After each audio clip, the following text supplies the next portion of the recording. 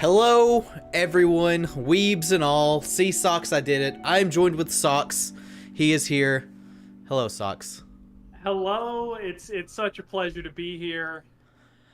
We're back with anime. We're back. It's been... Absolutely. I don't know how long it's actually been. It's easily been over a year. So, the way this works is we're going to just talk about anime. There you go. Oh, it's gonna be a blast. I think it was December or maybe even January, because we did like a little recap of the season, which was a lot of fun, and lot's happened since then. So it's gonna be a great time to just talk about all things wonderful in the world of anime. Yeah, and no face cam for Socks because true story right now. The right side of the screen that you guys are seeing, I can't use that monitor because it's turned quite literally sideways. So I only have one monitor at the moment. And for me to capture Discord, like his actual webcam, I would have to do some shenanigans. And I didn't also think that far ahead. But you know what I did think far ahead, Socks? What? Please, you have please a new channel since the last time we've done this. Absolutely. Back when we did our first one, I was just on such a scuffed setup. I was doing that on like a Mac laptop. Now I've got a full PC setup. I've got a full new on channel. I've blossomed. I've escaped from my cocoon and I've just embraced the anime and the inner weeb in myself. And yeah, over on my channel, you can catch some anime reactions, some fun little anime-related shorts where try to guess the anime character. And it's been great. It has been a wonderful experience, and I've been so grateful for the support, not only from yourself, Gil, but also from other people in the YouTube community, because starting a new channel from scratch when you already have one certainly is a little scary, kind of a monumental undertaking, especially when you're completely switching genres. Yeah. But, like, it was the right move to make. And I'm so happy where we are, and I can't wait to keep going. Yeah. Do you like... I'm assuming at this point you do. I think your new channel's past your old channel anyways now, isn't it? Yeah, it is. I'm just shy of like 400 now, which has been amazing since the channel's it's about 4 months old as we stand here.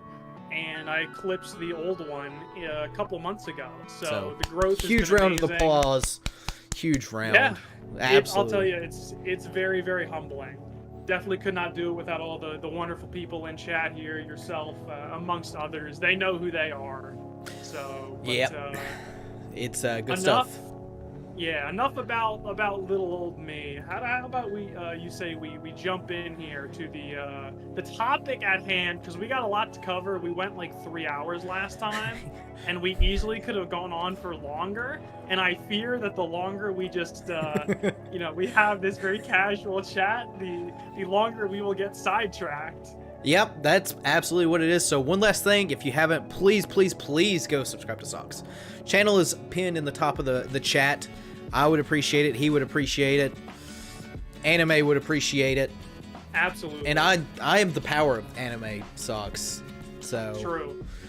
But yes, anime stuff. All right, we're just starting off. We're going to try to not do spoilers for the current week because Socks hasn't watched it and I have a brain of a potato.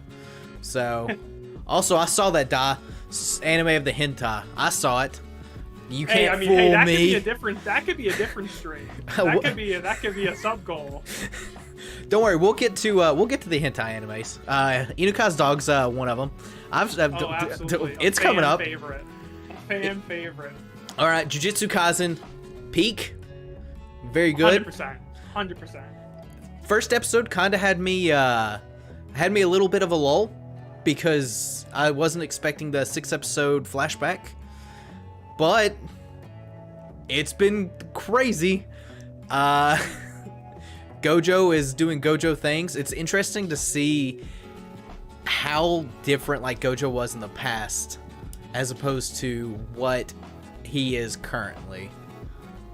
Oh, absolutely. Like, I didn't expect this either, because I saw that it was getting like 20 some episodes and I was like, this is awesome. I knew we were getting the Shibuya incident at some point, which I'm very, very hyped for. Shibuya is apparently really good. Yeah, neither of us read the manga, correct? Yeah, I've not touched the manga at all. Okay, me neither. Me neither. So like we're gonna be going in completely blind. I've heard it's nuts, but I've really enjoyed these like past 6 episodes or 5 episodes or whatever it's been. I am caught up on that. I was on vacation for a week, so I'm behind on some of the weekly seasonal stuff, but I'm gonna be caught up very, very shortly. But I mean, I feel like we gotta talk about Toji because he came and he went in such a blaze of glory. He really did. I loved his character. Also, you know, voice actor alone, just having the Dio voice is always great. Absolutely. Wasn't expecting the headshot. No. You That's know, an understatement. I was very upset, frankly. I haven't watched the newest episode. I have a theory. Oh, okay. I have a theory, so I have no idea if this is true or not. I have a feeling that the body may still be alive in some capacity, but the human soul is most certainly not there anymore. Absolutely. Listen, for what Toji was, I would love if they brought him back. I don't know if it's gonna happen, like you said, like we just don't know, but man, it'd be so cool to see him again because like he stepped on the screen, and yes, it may have been because he has the same voice actor as Dio, but like he was just such a commanding presence, and the way he just smacked up Gojo, smacked up Geto, and then obviously went bang, is just like that leaves such a lasting impression.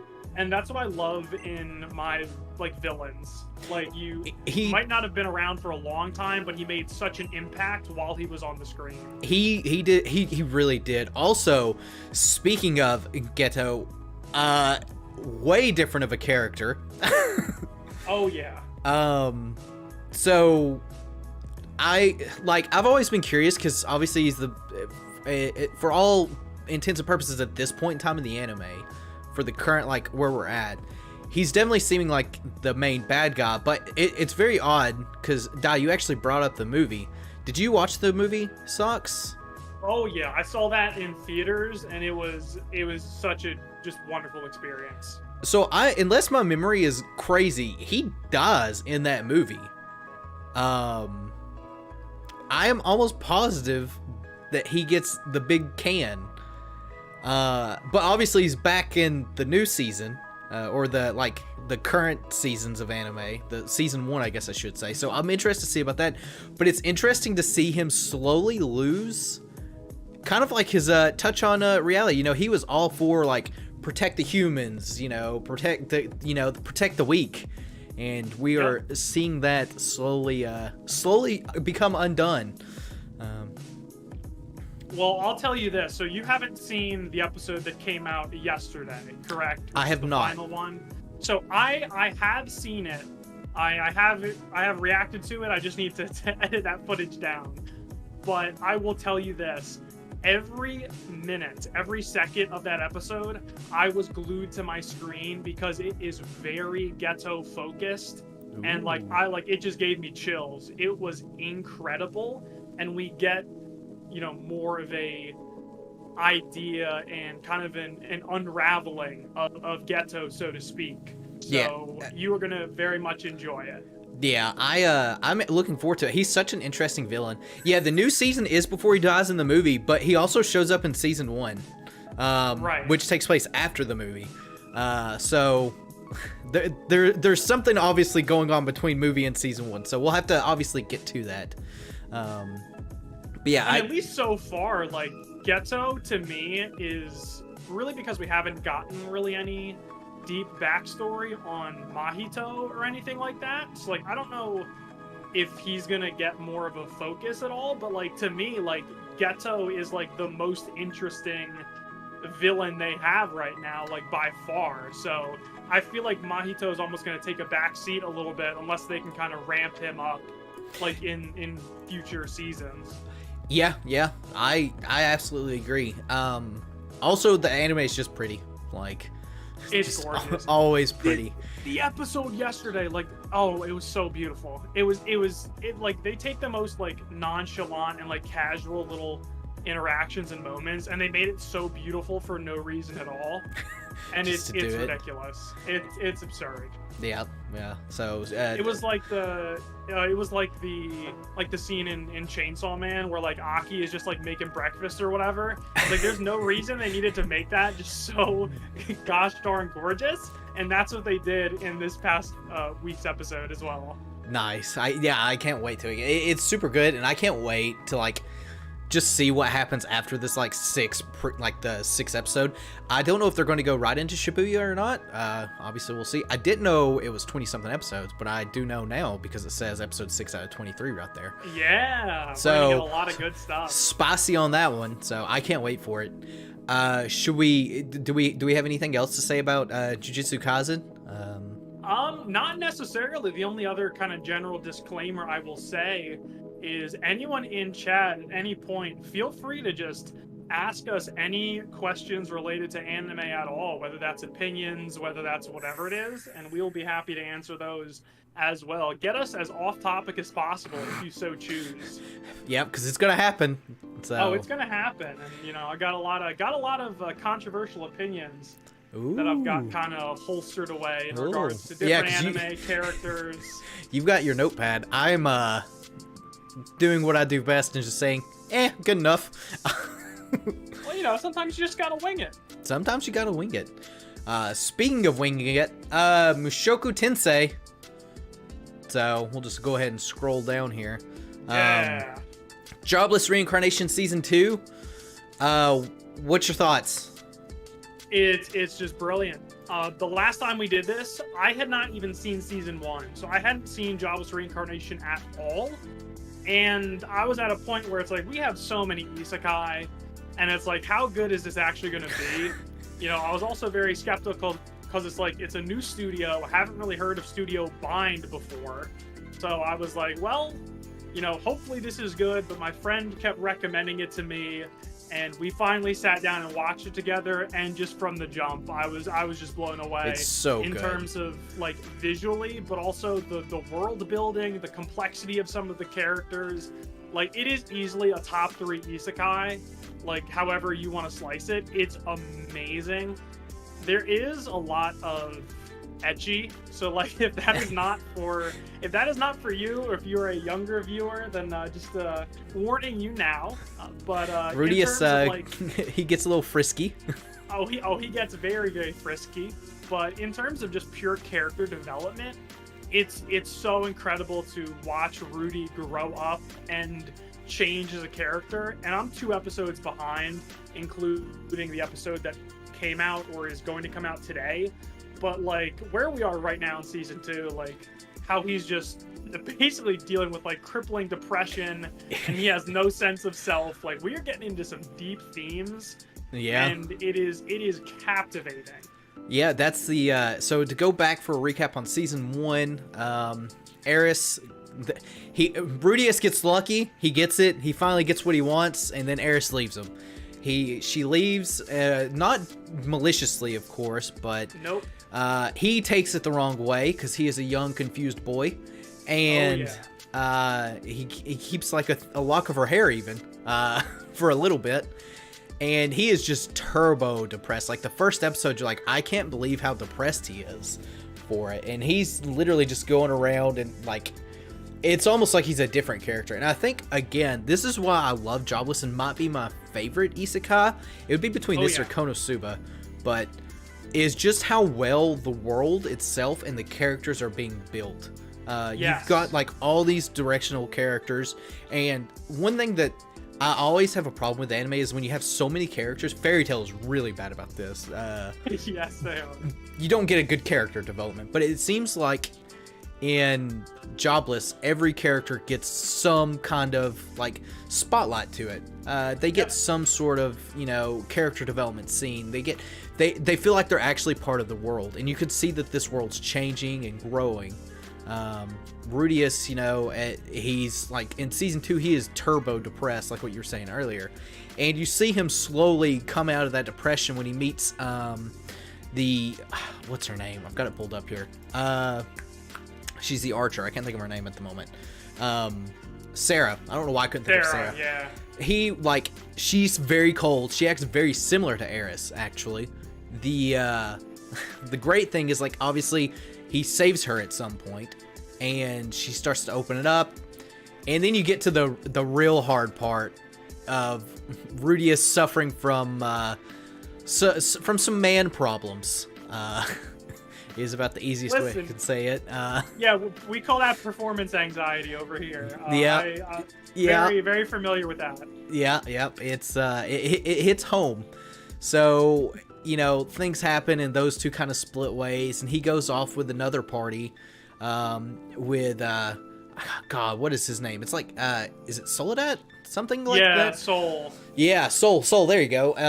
And they ended up becoming a lot closer than you would think they would be, and he's, you know, really making sure that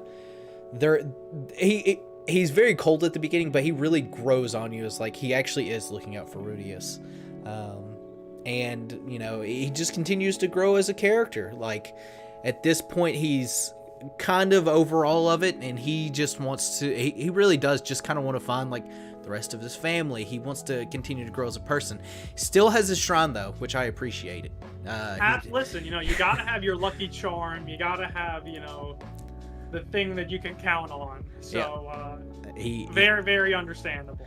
He very much so does. So, what's your opinion on Sarah? Like her, hate her?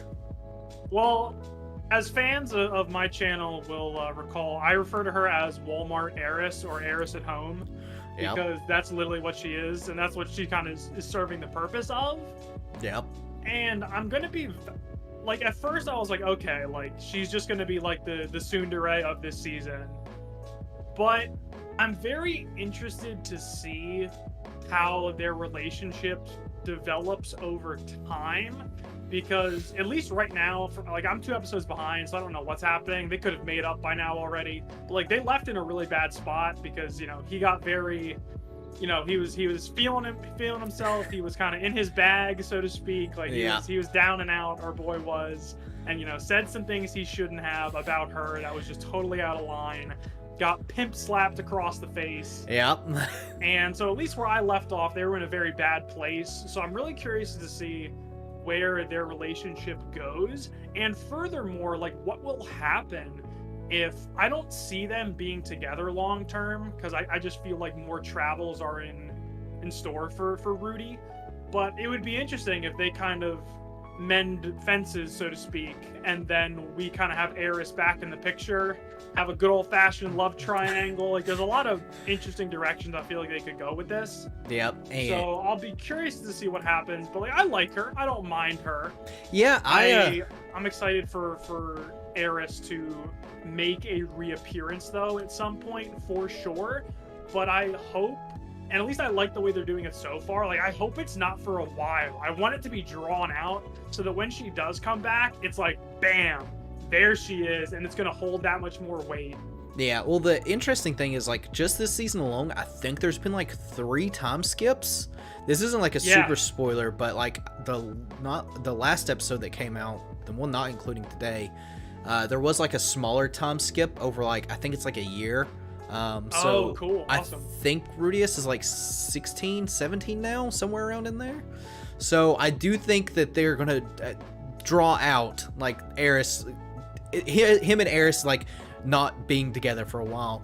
And you say love triangle, but it'd be like a love square, because there's one other mysterious heroine who shows up at, it was episode 0 of this season, actually, because I forgot they had a 0. Absolutely. How could I forget about my girl, Sylphie? So I can't wait, because obviously episode 0, I feel like they showed that because Rudy is most definitely going to encounter her this season, whether it's at the end or, you know, midway point. I 100% think that they're going to get in touch. Now, I don't know if, like, it'll just be him that does it or how they go about it, because at the end of episode 0, Sylphie's serving under a queen. I can't remember the queen's name at the moment. The blonde, the weird blonde girl. I think it was like Ariel or something like that. Maybe. I can't remember. But the point is, I think that I'm pretty sure they were, like, leaving the country to go to, like, a school. Yes. And I could see Rudius heading that way to the school. at some point. Because the one interesting thing is Rudius's magic hasn't really changed a whole lot. He's kind of plateaued in a way. So he's strong. You see him being strong, but it's time for him to further development. And one thing I do hope they do at some point is kind of touch up on what happened at the beginning of the show when everybody gets moved and, sent to other places. Teleportation. And I think if there is a magic school of some sort, which they hint at it with Roxy, being, from this like great university or whatever, I think Rudius is going to head towards that way at some point. And it wouldn't surprise me if they go that way to study, that phenomenon that happened. For sure. It's gonna be awesome. Every episode of not only Mushoku Tensei, but also pretty much every weekly anime this season is like such must-watch like TV. It's been so cool. So it's gonna be awesome as we keep going. And I'm excited for Rudy to just continue to grow, because the character development in the show is like second to none right now. It's so good. I don't know of a show that has better character development, in my opinion. Yeah. Like, just from like everything that goes on, everything that happens, it's so nice to see like how these characters grow. And I know, like, I don't know a whole lot like in the future, like what happens, because I don't read the manga, of course, but I know that there's a lot that Rudius still has to go, and people say this is like the father of the isekai anime. This is like as peak as it gets, and I could absolutely see it going, like, continue to keep going that way.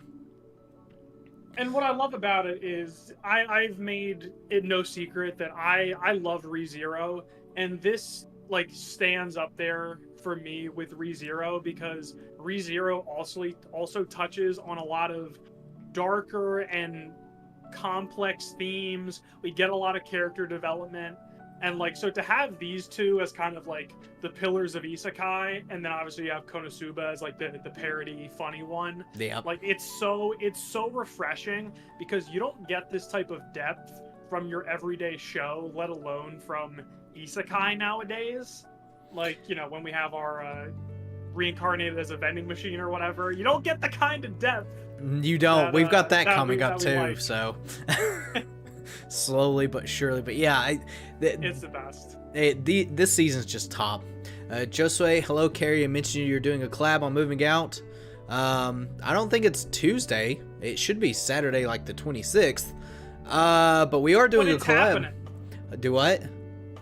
I said, but it's happening. It is happening. The Moving Out collab is happening. It's one second. I can tell you when it is. On the calendar, it is. We've got it set. Moving Out with Carrie is on the 26th. It's a Saturday, 10 a.m. Very, very nice person. If you haven't, go check her out. She's actually in the description of this video as well. Everyone that's a part of the collabs are there in that little space. So, but yeah, she is a very, very nice person. Does a lot of stuff in Pokemon Unite, even though she is a variety streamer. A lot of Unite stuff. But anime time. More animes. Do we need any more? Do we think we've covered Mushoku Tensei well enough? I think so. I mean, I would just say everyone freaking watch Mushoku Tensei, because it's like, you will not regret it.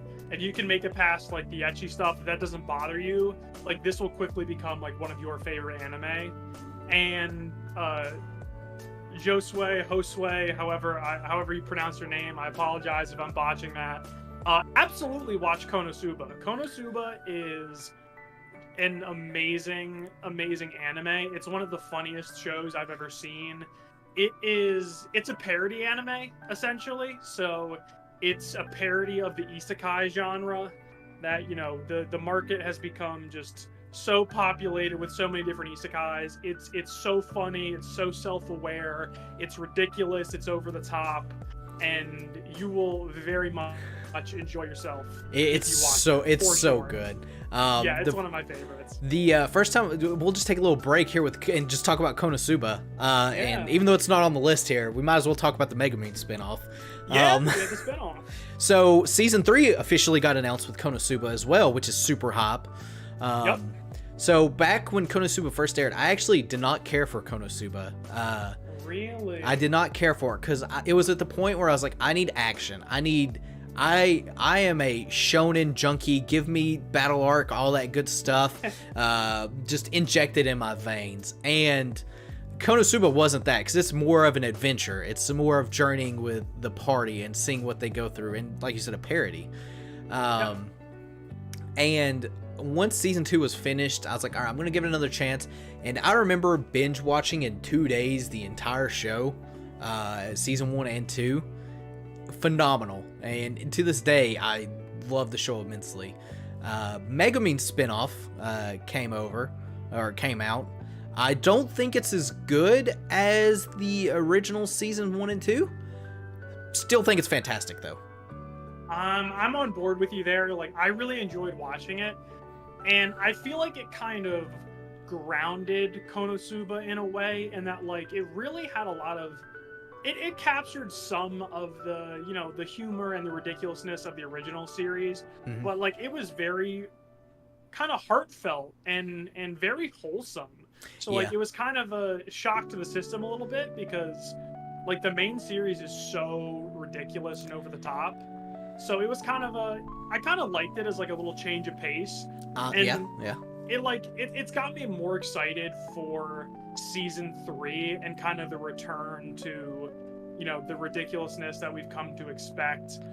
You do not have to watch Megumin first. In fact, I would watch that at last. Yeah, I would do season 1, 2, and then the movie, and then watch Megumin if you really like it. But also, in terms of, I don't know how our viewers feel about the dub/sub debate. I don't know if we've ever talked about that on stream together before, but I will personally attest, the Konosuba dub is one of the best dubs out there. It's really good. It is. I think it's better than the sub. So if you like dubbed anime, like, absolutely watch it in dub if you want to, because I think it's better than the sub. I think the jokes just land a little bit better and differently, like when it's in your own language.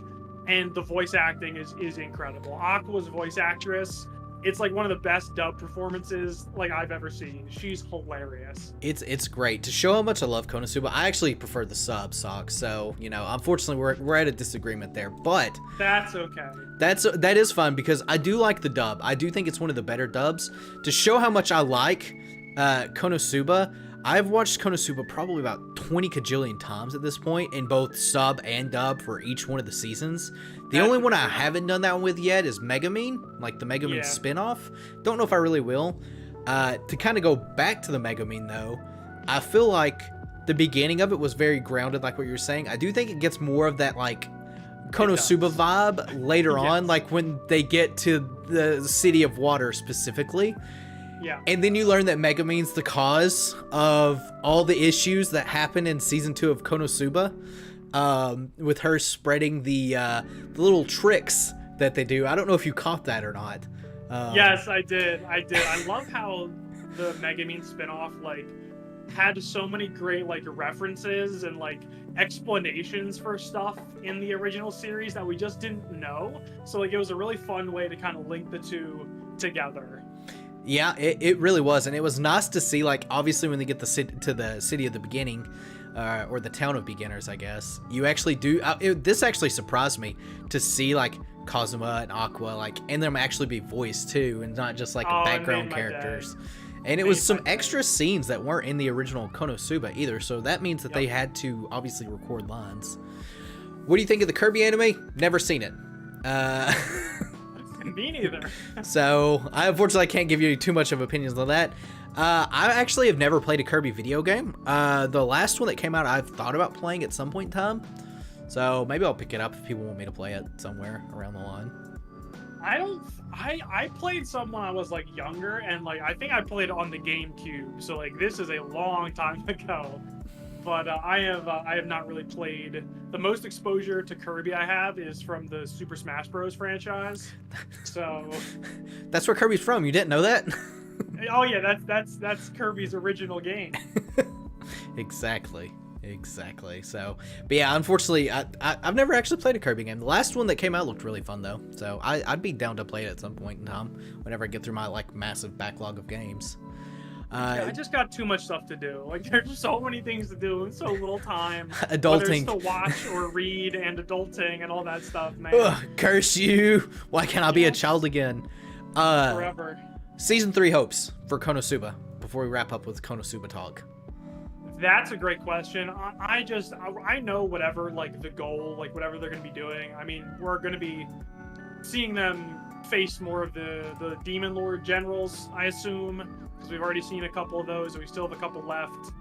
I'm just excited for the laughs and the ridiculousness and all of that. So, like, I don't know what to expect. I just know it's going to be funny, and I cannot wait. I was waiting for the Season 3 announcement for so long. They announced it, like, 2 summers ago. They announced it the same time they did the Megumin spinoff, specifically. Yeah, they announced it a while ago that it was going to be coming back, and I'm pretty sure, at least, like, people speculate that we're going to be getting it next summer. I think it's confirmed to be next summer. Okay, I did not see that. I think. Don't quote me on that. I think it is. I think either way, they're going to make it that. Yeah. Konosuba is very interesting. I would highly recommend it. How about the new season of Pokemon? I haven't started it yet. I am planning on starting it, though. Because it seems to be very, very good, and it seems like they've got a lot of character development, as opposed to just Ash, and it seems like it in general is just kind of a way better anime than the original, so there's that. So quickly about the Pokemon anime, yeah. I haven't watched it in like forever, but I'm really happy that they are having success with like this new iteration of the series since they retired Ash. I've heard a lot of good things. I think that's really big and important, like for the franchise and the anime as a whole, because like Ash is like literally everyone's childhood. So like to have like a new generation for the the next generation of children and young adults and what have you is really, really big, because we see what an effect that can have, or we see what like a bad version of that can be. Cough, cough, Boruto, cough, cough. And so it's good, just cool to see. It's really, really cool to see. You mean you don't like Filler, the anime? No, I don't like Filler, the anime. Yeah, I think it's really nice to see. I was worried how well it would do, because obviously Ash has been in the anime for a very, very long time. The fact that they are able to pull it off successfully, and it seems like everybody likes, I think her name's Liko, something similar to that. It seems people really like her as a character. And I'm glad. I actually hope that this is going to take, because it's not really following the plot from Scarlet and Violet. I'm hoping they're going to take a little bit of a break with the games, and hopefully it stretches that out, because not technically to do with anime, but it kind of ties into it. So the way Pokemon works is Game Freak get a lot of blame when a lot of stuff is kind of out of their control. Pokemon is such a massive franchise that they have to make sure to release the games, the figures, the merch, all at the right time to coincide with the anime, so that way it doesn't spoil anything. And the Pokemon company has had a really bad habit of always having the anime and the games tied straight to that, which is why there was so many games so quickly. With them not this time going with the whole like actual Scarlet and Violet plot, hopefully that means they can kind of stretch it out a little bit and give it a little bit more time in the oven, but ultimately we'll see. we'll figure that out. So that's why they never get delayed too, because they can't delay a game for, because they won't delay figures and all that other stuff, TCG merch, because that's where Nintendo is like, or that's where the Pokemon company's like main source of income is like merch. It's not even all games. About the money, all about the dinero. It absolutely is. So anything else you want to talk about on Pokemon or Konosuba, or should we move down to what I think is probably one of the best new animes of this season here? I would agree. I mean, you set up the segue perfectly. So unless someone has a specific question that we can go ahead and talk about at some point, I'm down to slide on over to Zom 100, which right now, if we're not counting ongoing anime or sequel season 2, season 3s, it's the anime of the season, and it like is by a mile. Yeah. Bug Films also, I think, a new studio. I'm pretty sure it is. I don't know of another thing Bug Films has done. Yeah, Bug Films has only done this, at least according to this, they've only done Zom 100. So it's great because this, to me, I remember seeing when this anime like was first coming out, it was pretty much just like making fun of Mappa because how Mappa was, overworked essentially, and still is probably because of all the stuff they do. And that's what this show is. It's a guy, he gets hired at his dream job, what he thinks is a dream job. And turns out it's a very exploitive company. For those that don't know, like Japan's work culture is pretty rough with them working long hours, not as a lot of breaks, stuff like that. And it kind of captures that perfectly. And what happens is a zombie outbreak happens. Just they haven't given any explanation to it, but this show itself is probably one of the most beautiful and colorful shows that I've ever seen. Like, the main character's funny, his best friend is hilarious. You have a serious girl who's like all about like the most organized, wanting to be, everything needs to happen here, here, and here. Yeah, she is a survivalist, like, through and through, and then the other two are just like, well, let's just, let's make the most of our time while we're let's go get naked on top of a rooftop and just have fun. Yeah. And obviously there's another person that's in the show that we haven't been introduced yet, unless it's on the newest episode, but I think I'm caught up on this one, who reminds me of Darkness, at least appearance wise. We'll see. Oh, absolutely, she reminds me of Darkness. Like, I saw her in the ending, like, theme, and I was like, holy jiggle physics. She is gonna be she's gonna be pretty popular. Yeah. I feel like once she jumps in, especially if she's like perky and like, not dumb, but like a little like ditzy, kind of like our main character and his friend, as opposed to the super serious girl. Yeah, I think it's going to be a nice contrast. I'm interested to see, because it does seem like the super serious one, she's not like part of their gang at this point in time. It's just him and his friend, who are, the last episode I remember is they literally went to go get a huge TV. So, and it was just a treat. It was just a funny treat. It's like, you got all this zombies and stuff, and their idea is, hey, let's go to the mall and get a 65-inch widescreen TV, because the whole thing is he's got a bucket list that he wants to complete. So him and his friend both add to the list, and they both completed it. So it's great. Phenomenal anime. For sure. I think the thing I love about it the most is obviously like the colors and how over the top it is, but it's such a bizarre contrast of like a really dark and serious situation, which obviously the zombie apocalypse, and then just coupled with like this dude's attitude and just like how carefree he is, how lighthearted he is, like the crazy color, like the blood in this show is like rainbow, and it's like it's so like, nice looking, and it's so far out.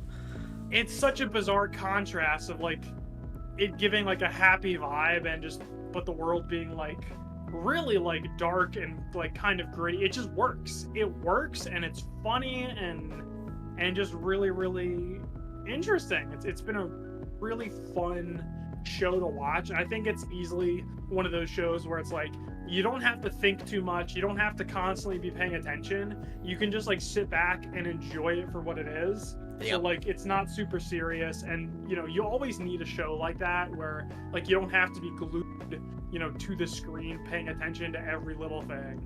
Yeah, I 100% agree. Subhan, hello. It's definitely one of those shows that's nice to just turn your brain off.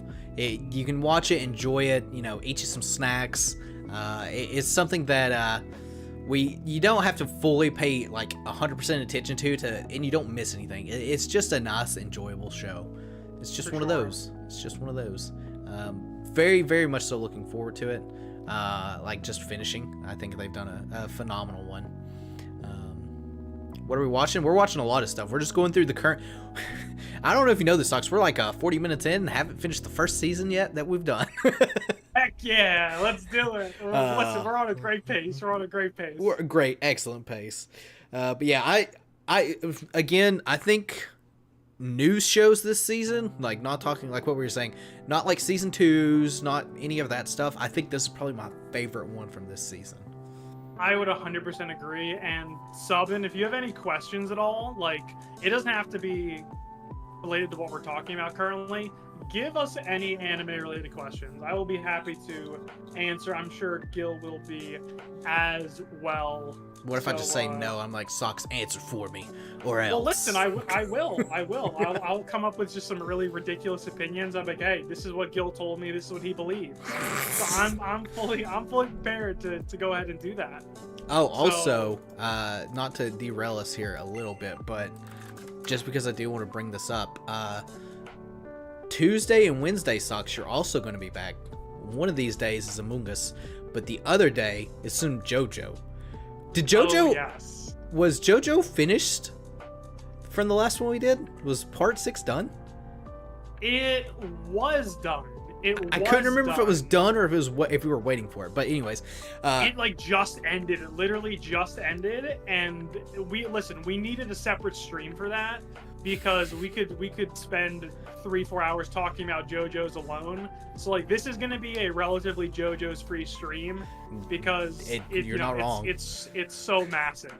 So yeah, it's but if you are looking forward to JoJo, make sure Wednesday the 9th, 5 p.m. is when that is, 5 p.m. Eastern. Again, I've got a calendar on my channel, Discord, Twitter. Actually, I don't know if I posted on Twitter, but just wanted to bring that up real quick. And of course, the Among Us, where Socks will also be joining.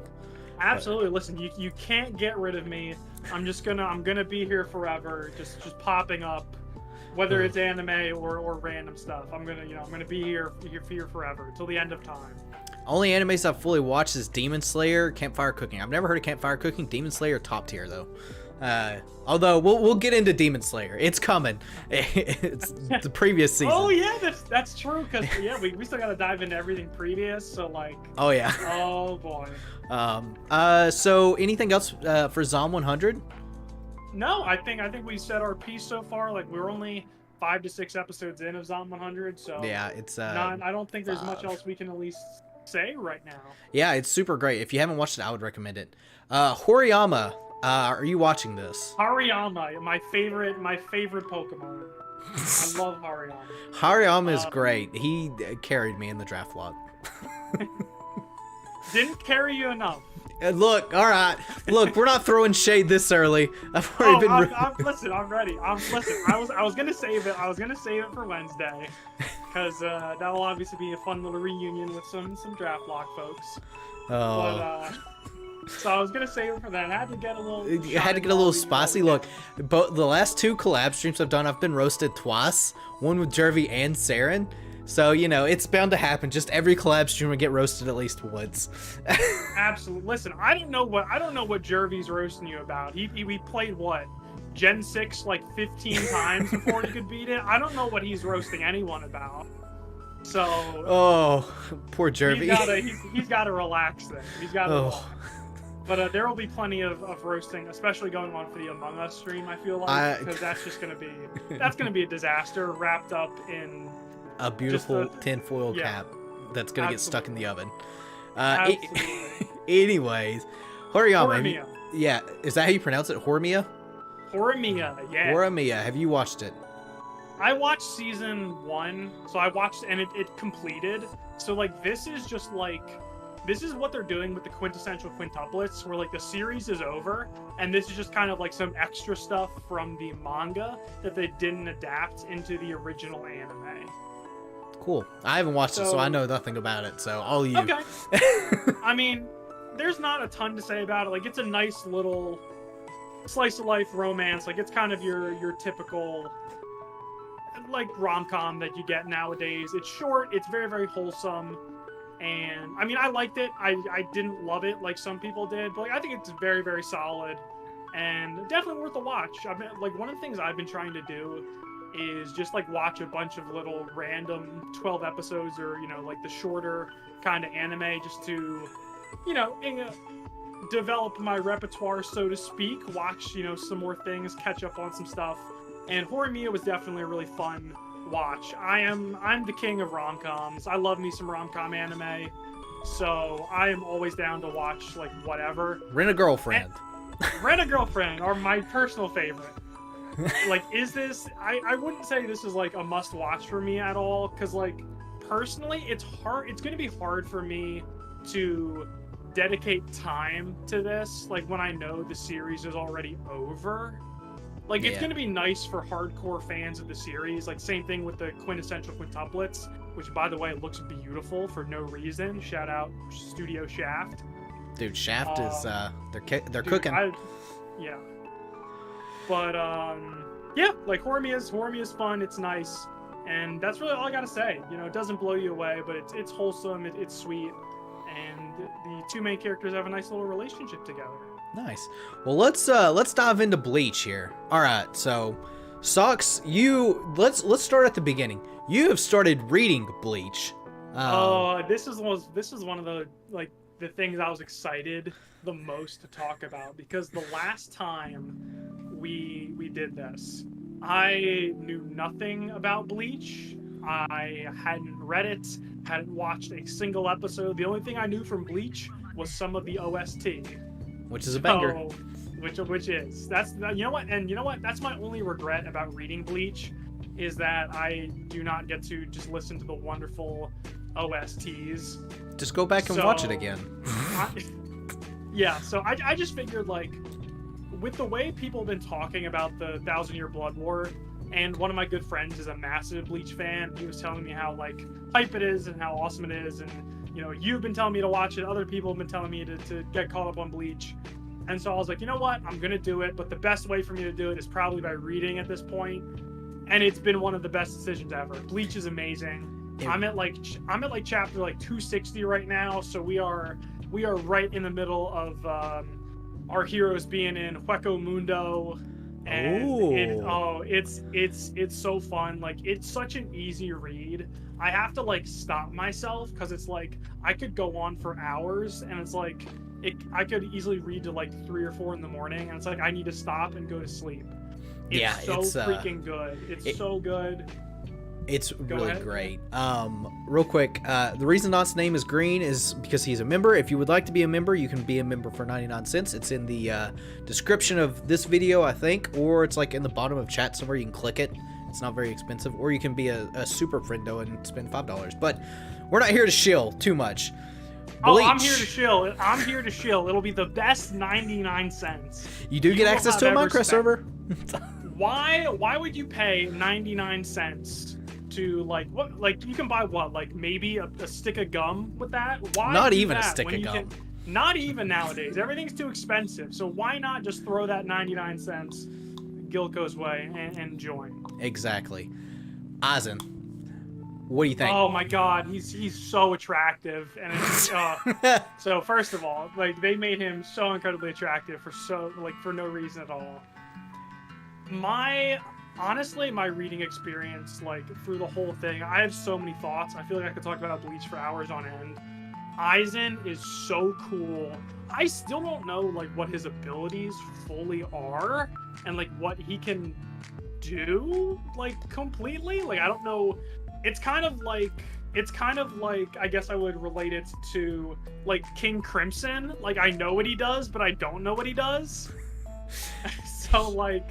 You are in for a treat with Aizen. Yeah, I know there's going to be so much more stuff he can do. Because, so, like, literally where I am right now is they just met Nell 2, the little green-haired hollow girl. So that's literally, like, where I am. And they just infiltrated Hueco Mundo. So, like, there's so much more to come. But I wish so hard I could have been watching and reacting to Bleach, like, when it originally came out, because, like, Aizen faking his own death and, like, that whole plot is just, like, so next level. It's 4D chess. Like, it really is. It's insane. And, like, obviously just being a casual anime fan, like, I still know Aizen is, like, the main villain, you know what I mean? So it's like, it's not like that just comes with the territory of kind of watching something like this so far after the fact. So obviously it's like, I'm quote unquote spoiled, but it's on me for not watching it at the beginning. getting it to it like way sooner. So like I knew Aizen was the main villain, so like when he died, I knew like he wasn't actually dead. But I was like, this is so cool, and I can only imagine how like insane people were going, like if they didn't know that. And I wish I could experience that. It was a wild treat, let me tell you, because I was watching it when it was going on. Oh, awesome! And it was like one of these things, because the thing is, that was before binge watching was a thing. So like when you watched an episode, you had to wait a week. There was no like, oh, I'm gonna watch 20 episodes. All the captains got tricked, like what Not said. And it was like surreal to just be like, wait a minute, because so fun fact, before this part of the 1,000-Year Blood arc happened, my roommate had also not watched Bleach, and we decided to watch it instead of reading it. It didn't take too long because Bleach does have a lot of fillers, and we skipped all of them. Yeah, you can skip through. But he really liked the Aizen twist as well. He figured Aizen wasn't dead, but he also knew that there was a big twist with the show itself. Yep. He just didn't know what it was, but he got hinted that was kind of where it was going with Aizen. But yeah, phenomenal. To talk about the 1,000-Year Blood War Part 2, so far, I haven't watched the newest episode that came out, but at least I don't think I have. Actually, I can't remember if I have or haven't. I don't think I have. Don't think it. But anyways, all I'll say is Ichigo's been walking a lot. That's no spoiler. He's been walking, just walking a lot. Listen, he's on his journey of self-improvement. He's trying to get in better shape. He's walking away. Yeah. It's been great. I do like the first part more, but to be fair, the reason I like the first part more is because it was completed at the time we did it. So there was the really good like action scenes and stuff, and there's been some awesome fight scenes here, and there's not one that encapsulates a specific fight scene from part 1 that I don't know how any anime actually tops the fight scene. Yeah. I can't wait. I can't wait, because what I'm gonna do is I'm gonna read up to the start of 1,000-Year Blood War, and then I'm gonna start watching and reacting to it. So that will be on the channel for fans of me, and it's just gonna be. I can't wait to like watch it with it coming back, and like 2023 caliber like animation, and embracing the OST and all the. It looks so much better than like old school Bleach, and I know. I'm pretty sure I can say without a shadow of a doubt, there's literally one fight that is just it is mind blowing. You probably know what I'm talking about. Apparently like some of the like fights and stuff like that have been like just anime only, and they kind of help stuff. Let's talk and start watching. No, because I don't want my videos to be captured and demonetized. Yeah, so I mean, we're just kind of just talking about like anything and anything anime related. Like, so we're not going to be actually watching anything. That might be something we, maybe we can try to do another time and find ways around, because like subbing to copyright stuff is just so real. As someone who does do reactions, you really got to jump through some hoops sometimes.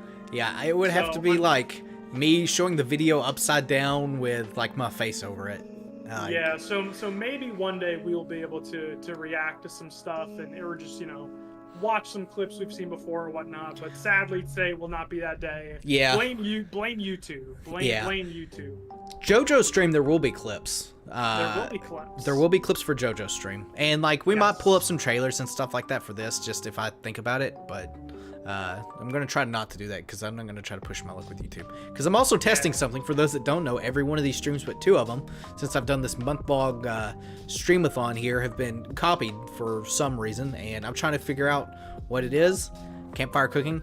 Like I said, I've never watched it. I'm assuming it's a very like wholesome, homey anime. But back to Bleach. So far, it's fantastic. The last episode I saw, there was a big twist with one of the captains that I wasn't expecting. Oh, very fun. And it hit the heart. It hit the heart, Socks. That's all I'm saying. I'm so ready. Like, and just quickly touching back on the Aizen plot twist, like, Yeah. I feel like that was probably like one of the OG like plot twists in anime. So like Bleach just like set that standard of like having an excellent plot twist early, and then they just carried it on. Yeah. So reading has been amazing. For anyone who hasn't read it, I would totally recommend it because like I am in love with the art style. It is beautiful. Like the manga is incredible. So It's probably very close to the anime. Actually, from the snippets I've seen, it kind of looks better than like the old school anime. It honestly does. It honestly does, and that's why I'm reading it too, because it's so awesome. So I want to ask you though, while we're here, who's your favorite character in Bleach, or like who do you like the most? Kenpachi. That's my guy. Oh, I was gonna bring him up. That's my guy. He's so good. He's so good. Cool. He's so cool. And he gets insanely better in the 1,000-Year Blood arc. Oh, so I can't wait. there's like He's a so whole ridiculous. thing that you learn about him. Like I'm there's so excited. part 1, there's a whole like period that's literally just focused on him and kind of like his actual past and backstory. Yeah. And you're like, oh. Oh, I'm so excited for that, because like obviously one of the things that like, you know, that jumps out at you immediately is like, as soon as Bankai is introduced, it's like, I'm trying to see everyone's freaking Bankai. Yeah. So I assume his is just going to be incredible. I can't wait to see it, as well as some other characters' Bankai. Where I am right now, he's easily a favorite because he's so cool. And I have to say, Renji is up there as well. I freaking love Renji with all my heart and all my soul. If he ever dies, I will be so upset. I will be so upset if Renji gets taken out. He is the man. Obviously, Ichigo is just such a stud. And of the newer characters that have at least been introduced to me, I'm the most intrigued by Shinji. I'm really interested in seeing what his deal is. Because I don't know, he seems very mysterious and very interesting, and I'm curious to see how that develops. Also, I've heard his theme, and it is so fire. Shinji is really cool. I like Shinji. Shinji's probably my second favorite character. Well, I guess it'd be like probably Ichigo, then Shinji. I really like Shinji as a character. I do think, though, so you're probably going to hate me for this. I am not the biggest Renji fan. That's okay. Listen, everyone, you're entitled to a wrong opinion, but I still respect it nonetheless. I think, you're entitled to the wrong opinion, sucks, but it's okay. I've never been like a super huge fan of Renji. But I can see where people are coming from with it. Out of Ichigo's like main party, like just like Ichigo, Orihime, and them Chad, the literal Chad, the OG Chad, yeah. What's your thoughts on them? Like, do you hate them? Do you love them? I love Uryu so far. Like him being a Quincy, I can't wait to see that explored more. I really like him. I like Orihime. I don't love Orihime. She's not useless, but like she's very like damsel in distressy, at least so far. So I would love to see her like get a little bit more. Obviously, she has this crazy ability in rejecting reality, like as we now know, kind of like what it is, at least a little bit. Yeah. What, like I'm perceiving it as, which is like banana land. But like she has yet to really like step up and kind of prove herself. I like Chad, but like he's just kind of like Mimi to me. He's just kind of like whatever. He's just like there. But he's funny to me. So I will mirror your thoughts almost one for one and the exact sentiment. Oryu is nice because like he's got like some depth to him. Orihime is very much so damsel in distress. Yep. And Chad's Chad. Absolutely, Chad is Chad. I don't think they even explained it in the manga why Ichigo calls him Chad. But you know what? I'm just taking it with a grain of salt. He's Chad. I can't remember if they did or didn't. Have we watched Oshinoko? Yes, that was last season, right? Yes. Oh yeah. We'll get to that. Don't worry. Also, Gear 5 episode. I haven't watched it, but I'm very much so looking forward to it today. We can touch on that at some point as well, for sure. Anything else about Bleach? I mean, I could literally go on forever if you would let me. So for the sake of time here, we can move on. But anyone who wants to talk Bleach, just DM your boy or leave a comment. Yeah. I will talk to anyone about anything anime related, and it'll be glorious. So. All right. My Happy Marriage. I haven't seen it. I also haven't seen it, so we're skipping it. Nice. I've heard it's very wholesome though. The girl who forgot her glasses, or the girl I like forgot her glasses. Sorry, it's sideways for me. Yeah, that's okay. I'm not watching it. You're doing a react on it, so if you Yeah, want to see video, go watch Sox's channel, which is pinned. Absolutely, and I was able to get around YouTube copyright at least at first because their studio wasn't, because it's also like a new studio, so their studio wasn't restricting the video in any way, shape, or form. But then they changed that, so then I got slammed with copyright. But it's okay. As the self-proclaimed rom-com king over here, I really enjoyed The Girl I Like Forgot Her Glasses. It's so wholesome. It's really, really like sweet and cute. And we all need shows like that in our lives. Our main character, he's such a simp, but like it's kind of nice because like their budding like friendship and potential romance is like they're in middle school. It's like they're very young. So it's much more like kind of just like cutesy and fun rather than more serious, you know, relationship-y stuff. So it's very lighthearted, it's very silly, but like the main character, he has such a big like heart, and it's like so clear how much he cares for her. So like it's really sweet. It's really, really wholesome.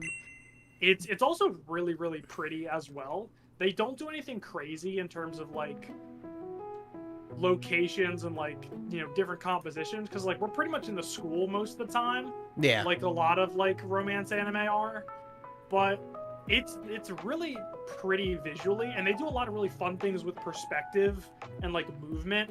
So if you guys like some cool cinematography, absolutely get on board. Also, this girl literally forgets her freaking glasses in every single episode. Like, she needs help. Someone needs to help this girl. Just tape some glasses to her head.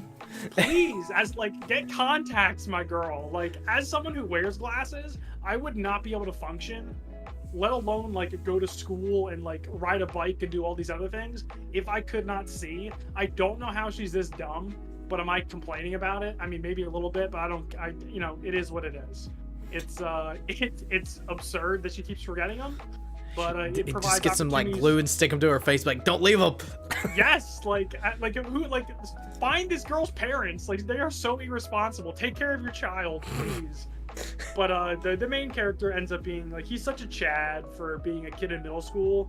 He like how he's able to do the things that he does is awesome. And like I've said this before in my reactions, like he puts Kazuya from Rent a Girlfriend to shame, because this dude is in college and he's so pathetic, and then this kid is in middle school and he's like sweeping this girl off of her feet. So like he's a cool kid for sure. He's opposite Kazuya, which we're getting to. I see it on the list here. Oh, are we? Oh, there it is. Yeah, you're right. So seems like it's pretty solid, just a nice, friendly, comfy show, of course. Yes, very comfy. Great word to describe it. Masamune-kun's Revenge R.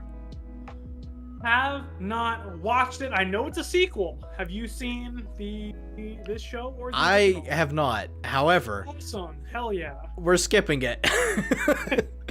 And that brings us to peak of the summer. All right, let me explain here. Anime of the year. All right, this show is hot garbage. I'm like standing up to prepare myself here. So, yeah. Kazuya sucks. I speak for every human being known to mankind when I say Kazuya is awful. Mina, hello. Subhod, later. Hopefully you have a good rest of the day. Kazuya is awful. I don't think it's a stretch for me to say he's the worst main character in the history of anime. Yeah. Chizuru as well here lately has really declined in my opinions, because they're just both like awful. Sumi. Bad people. Yeah, Sumi. I forgot she was in the show. She's almost like a not. I didn't realize. Did you know Sumi, which is the quiet girl, is Rei Takahashi? I actually did, because she listen, I am the champion and the stan of like the the quiet girl archetype, if you will. Yeah. So I stan Sumi, but like she barely exists within the show anyway, so it's like it's easy to forget. Yeah, that's my biggest problem with Sumi. Ruka, like, she's also not great. I like her better than Chizuru at this point in time. I think I think she's the best girl of the show right now, at least in terms of like these. Like if we're talking straight up best girl, it's got to be the grandmother. Like that's the best girl of the series, because all these other 4 or I guess 5 now, because I haven't even started season 3. Oh, sucks. Let me. Got a 5th one. Please tell me more. The 5th one, best character in the show. Okay. Awesome. Minnie, or Yamori is what they call her. She is the most bro the entire show. Wait, is she trying to be his wingman? She not only tries, she succeeds. Oh, let's go. Okay. Like everything she does is just like peak. If there's so she's one anti-Kazuya. Yeah, pretty much. Whatever negativity this show has and my hatred towards it, I like her. If there's one character I could cut out and be like, you are the best, it is most certainly her. She is a YouTuber. Oh, of course she is. Of course, like the cute little one, the new one is a VTuber, YouTuber, media personality. And it's great. She's all into the gacha. As well. No, that's too relatable. It's too real. It really is. It hits home, and she talks about it. And she like when she first introduced herself, they're like on their little balcony, like her and Chizuru, or him and Chizuru are like on the balcony talking. And she's like, "Hey, can you guys be quiet?" And she records them because she's like, I record it because of in case there's any like scuffle or whatever. That way I have evidence. And once you get to know her, like once she becomes like an integral part, she's like the driving force of the main plot at the moment. And she's like, without spoiling too much, like they're working on a project and they've got a crew of people on this project. And of course it's the ones you expect, pretty much everyone but Mommy is there. Well, actually Sumi's not there either. So I guess it's Kazuya, Chizuru, and Ruka. Like they're all going to this location for this project, and Yaemori was supposed to go, and Yaemori pulls out the most baller play and goes, Chizuru shows up at the train station, Kazuya's there, and they're like, well, where is Yaemori, where's Ruka? And all of a sudden he gets a call, and it's just Yaemori going, yeah, I'm sick, in air quotes there. And she convinced Ruka as well that she was sick and that the entire thing was canceled. So that way Chizuru and Kazuya could go like to this hotel together. And like I said, if there is one character that is the best of this show, it is most certainly Yaemori. Listen, I love a good love hotel scene, so I am down for that. So actually what I've heard from people is that like this is the best arc in Rent-A-Girlfriend. So like if there was any season to watch, it is this one. So probably because of Yaemori. Only because of her. And then after that, the series obviously goes downhill. My best friend, I think we talked about this before because we ranted about Rent-A-Girlfriend in our previous one as well. And my best friend reads the manga, and like you could literally skip to where they are in the manga right now and not miss a single thing because nothing happens. Nothing happens for 300 chapters. Of course. So anyone who wants to just get caught up on the series, you can just skip to where they are currently and not have missed a thing. Orty, hello. Will never end. It's never gonna end. It probably won't. Yeah, we're talking about anime. We've been going for an hour and 15 minutes, just vibing here. Still on this current season. Yeah, like I said, Rent-A-Girlfriend. Only reason I enjoy the show so far right now is Yaemori. Like how this show has gotten 3 seasons when there are shows out there that haven't even gotten a second season that are amazing, or like like we haven't even gotten confirmation of like, you know, different sequels for animes that have been really popular or that are just really awesome. And the fact that this gets renewed so quickly every single time and gets produced so mind-boggling. fastly. It's mind-boggling to me. Like, we couldn't get information about Konosuba Season 3 for years before they finally announced it. But it's like, we get this instantly. It's like, oh yeah, Season 2. Oh yeah, Season 3. Like, ReZero. ReZero, we didn't know if there was going to be more after Season 1 forever. And then bam. It's my we still don't have No Game No Life. We're never gonna have yeah, No that Game, one's No gone. Life Season 2. That one's gone. Listen, if Bleach can make the comeback, I'm holding out hope. Hold out that hope. Also, I will die on that hill. It's gonna happen, I believe. Also, for anyone new that's coming in, if you guys have any anime questions, feel free to ask them. Give us your opinions on what we're talking about. We're here to just chill, hang out with chat, and talk anime. But yeah, if there's one thing we are great on, it's going on tangents. So feel free to ask whatever. Yeah, you'll enjoy. I think you'll enjoy this season of Rent a Girlfriend. I could easily see this being the best season because, like I said, the parts with the Amori I've actually enjoyed a lot. Other than that, though, we've talked about this too long. We have to just press onward. Liar. We can't spend any more time. All right. So moving on to Liar. Did you watch this, or have you watched this? No, I've heard it's like kind of cool. I know it's ecchi, so that is all I know. I've not watched it. So let me explain, because I actually remember messaging you and be like, hey, you should watch this because it seems like it's cool. Yes, you did. Probably 5 out of 10. Okay. It's very mid. The ecchi comes from the first episode, and then it's no longer ecchi. Okay. So the premise of the show is, it's this guy goes to this school. This school is determined to be like, it's a really like fancy school. The way you move up is by getting these stars, essentially. And what happens is this dude finds someone that's known as a 7-star, which is as high as you can get, right? It's like peak smartness. And the way you get stars is by challenging people to games. And once you challenge them to a game, you either win and get the star, or you lose and lose a star type deal. And it just so happens the main character, awful at games. He barely got into the school, beats the main girl, and gets a star. Gets her, like, one of her stars. Some of the stars are unique, though. There's 7 unique stars, funny enough. And each one of the stars that are unique do something different. So, like, his is he can tell any lie, and people would believe it. That's gotta lead to some shenanigans. Yeah, and you can only tell one, though. And the lie he has to tell, because, like, he gets to, like, a whole conflict type deal. And he has to tell people that he is actually a 7-star is the lie. So it's not even, like, a really good lie. But it ends up making people challenge him because everybody thinks he's the 7-star. Like, he's, like, peak. And it kind of just revolves around a bunch of, like, games that are okay.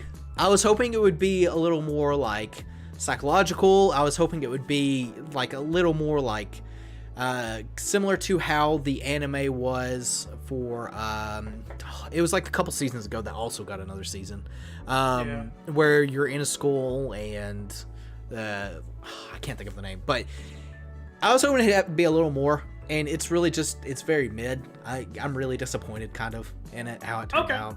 So, well, that's good to know, because, like, seeing the premise, I like every kind of show Kakaguri. Like that. I was gonna say Kakaguri. Like, every show in that formula is like, I kind of hold to, like, Kakaguri as the standard. So yeah, and it wasn't. So, like I said, it's okay. It's okay. Also, Kakaguri, another show we can't get a season 3 for, but God, Rent a Girlfriend, we get it immediately. Okay. Dude, Rent a Girlfriend lives in your head, rent free. It's literally it will always be there. It'll never not be. It does actually sound like Yu-Gi-Oh! Duelist Kingdom, like manga-wise, where they don't just play card games. It's like a bunch of games. I actually have never seen Bungo Stray Dogs. Have you, Socks? I have not. I know a lot of people love it, and that's one of those. They're on like season 5 now, I think. There's a lot, so, which is one reason why I haven't watched it.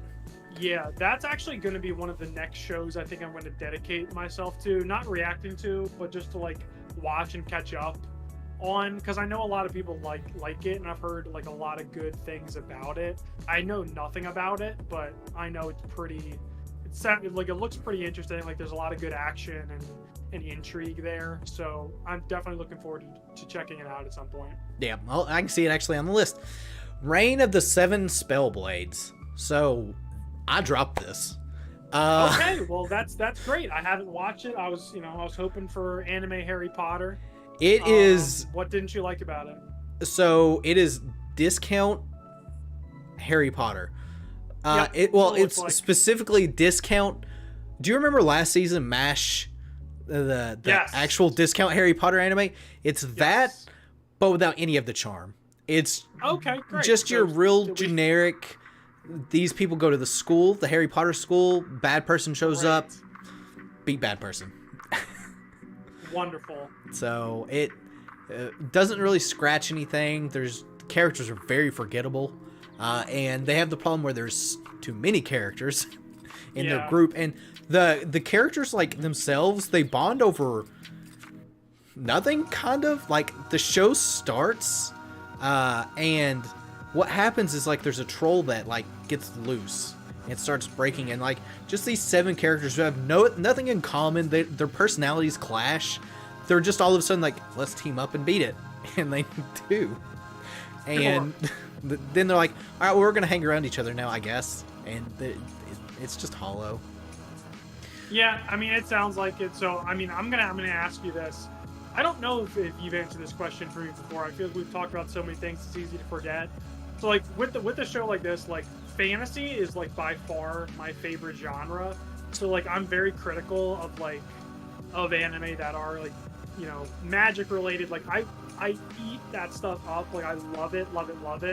So like if it's not, good, I feel like I'd be very critical of it. What is your favorite genre of anime? I would actually go with fantasy as well. I love me some good like power fantasy type deals, and that's why I'm so critical as well. And like this one came out, and I was like, we'll see. It looked pretty at the beginning, and it just falls flat. So not the first one I dropped though this season. I think I made it to like episode 4 before I dropped it. So I've dropped a couple this season. On a similar genre, Kanji Ultimate Survivor is also good. Basically, MC co-signed a co-work for the end of Running Away, so the Yakuza Loan Shark showed up for him. That sounds interesting. Is it an actual like anime or is it a manga? Not, because that actually sounds very interesting. I like those type of shows. It's just that I feel like they're so rare to be good. They definitely are. I wish I had more time to dedicate to delving into like different series like that are like I only have time to watch a couple seasonal anime and like dip my toes in a little bit just because I'm a busy person. So I wish I was able to spend more time to dedicate to discovering different shows and spreading my net out a little bit more, widening my watch list. Yeah. It's season 2 and it's completed. Okay, I might pick it up and watch it just out of spare. We just talked about Bungo Stray Dogs, and there's that. Am I actually the strongest? This seems like an isekai type deal. Nothing else this season I have watched at this point.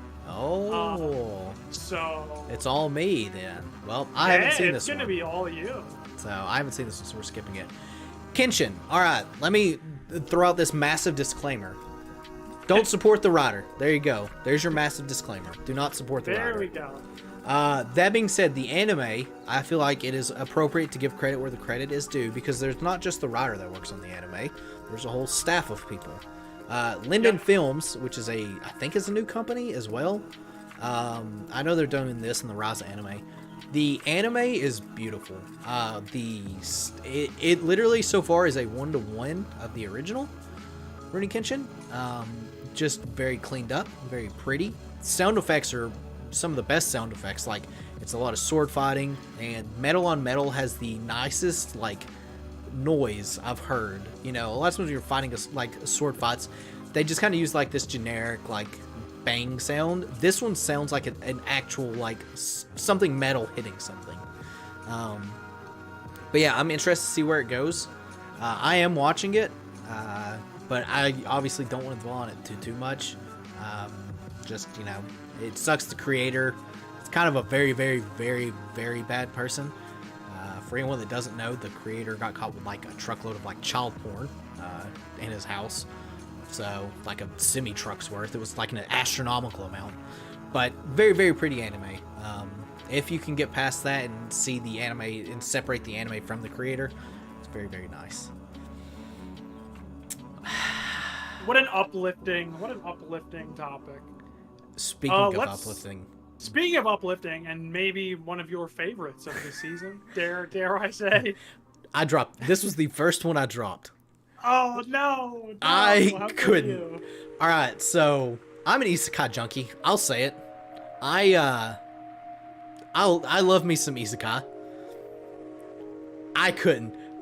I think it was last season, or maybe it was the season before. There was I got reincarnated as a sword isekai. And I thought that one was going to be dumb because it's like the dude's isekai has a sword. What can he do? You know? And it was decent. The dude isekais as a vending machine, and he only does vending machine things. Exactly what you would think a vending machine would do. There was like some maybe fighting in it, and it was okay. I just couldn't. It's very, very boring. Very, very boring show. Maybe it gets better. The fact that this show got greenlit, it makes me think, first of all, how did it get greenlit? And is it going to get a season 2? Because I really hope to God it doesn't. This show was such a why existing. So I cannot recommend this. I tried it for the memes. I was like, if I can watch the reincarnated as a sword, I can watch this. If you can watch Kamikatsu, you can watch this. I couldn't. Kamikatsu is golden. We're gonna talk about that. Don't worry. I can spend an hour talking about Kamikatsu.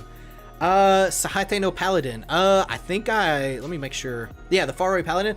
I did actually enjoy the Faraway Paladin. I don't know. It was fall 2021.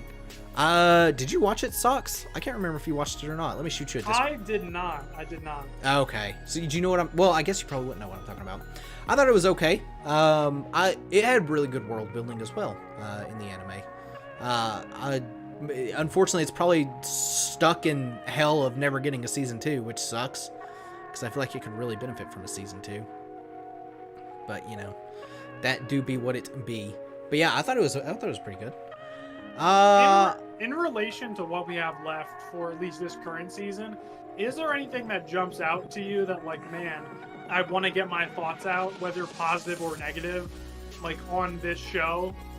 Because I feel like we still have so much more to talk about from the spring that we probably will linger on. Is there anything else that, like, you really wanted to touch on? There is one thing. I think it's the only thing left. I'm about to scroll down here to see. Yeah, go for it. Haven't watched Devil is a Part-Timer season 2. I didn't like actual season 2. I thought it was very mid compared to season 1, so I'm not even watching it this season. Undead Murder Farce apparently is pretty decent. I'm not watching it. Maybe I'll pick it up at some point. Classroom for Heroes, generic isekai, top deal. Dark Gathering, Matane Senpai. Oh, there's two. We're close. Helk. So this is an anime you recommended to me, actually, Socks, and I ended up falling in love with it. If Zom 100 is my favorite like news show, this one is my second favorite. It's got some mystery tied to it. It has a nice little tsundere character, who tsundere, like, for a reason. So a human, well, let me back up here. The character the main character's name is Helk. He's a human. The demon continent has, they've lost the demon king. Like, the hero, which you presume is Helk, killed him. And then all of a sudden, a character that looks like Helk, named Helk, shows up, and they're doing a tournament. So the tournament is to determine who the next demon king is. And there's like levels in the show, like actual levels, and you turn out like Helk being level 99, which is the highest level you can get, I'm assuming, and everyone else is like level 30, so he's just steamrolling through the entire thing. And the entire time, the tsundere here, she's like why are we letting him participate? And they're trying to disqualify him without breaking the rules. And it's a very good show. Because like I said, there's some mystery involving Helk and his brother, what's going on. There's like some weird things in the human realm that's going on. Highly, highly recommend it. It's another one of those like turn your brain off shows. So what's funny is like I brought it up to you, and then I have yet to watch it. So it's so definitely funny. Going to be something I'm going to get to at some point. It's just not as high of a priority as some of these other shows. Unique skill, haven't watched it. Seems like a generic isekai. All right, Socks, it's time. We bring out the big guns. The bakery, all aboard. If you have not watched this, watch it. Atelier Raza is so good. It's the most comfiest anime of the season, easily. And normally I wouldn't do this, but I'm going to attempt to do it here. Let me see if they got the trailer. Uh-oh. I'm on reverse screen as well, so bear with me while I try to try to like get down here.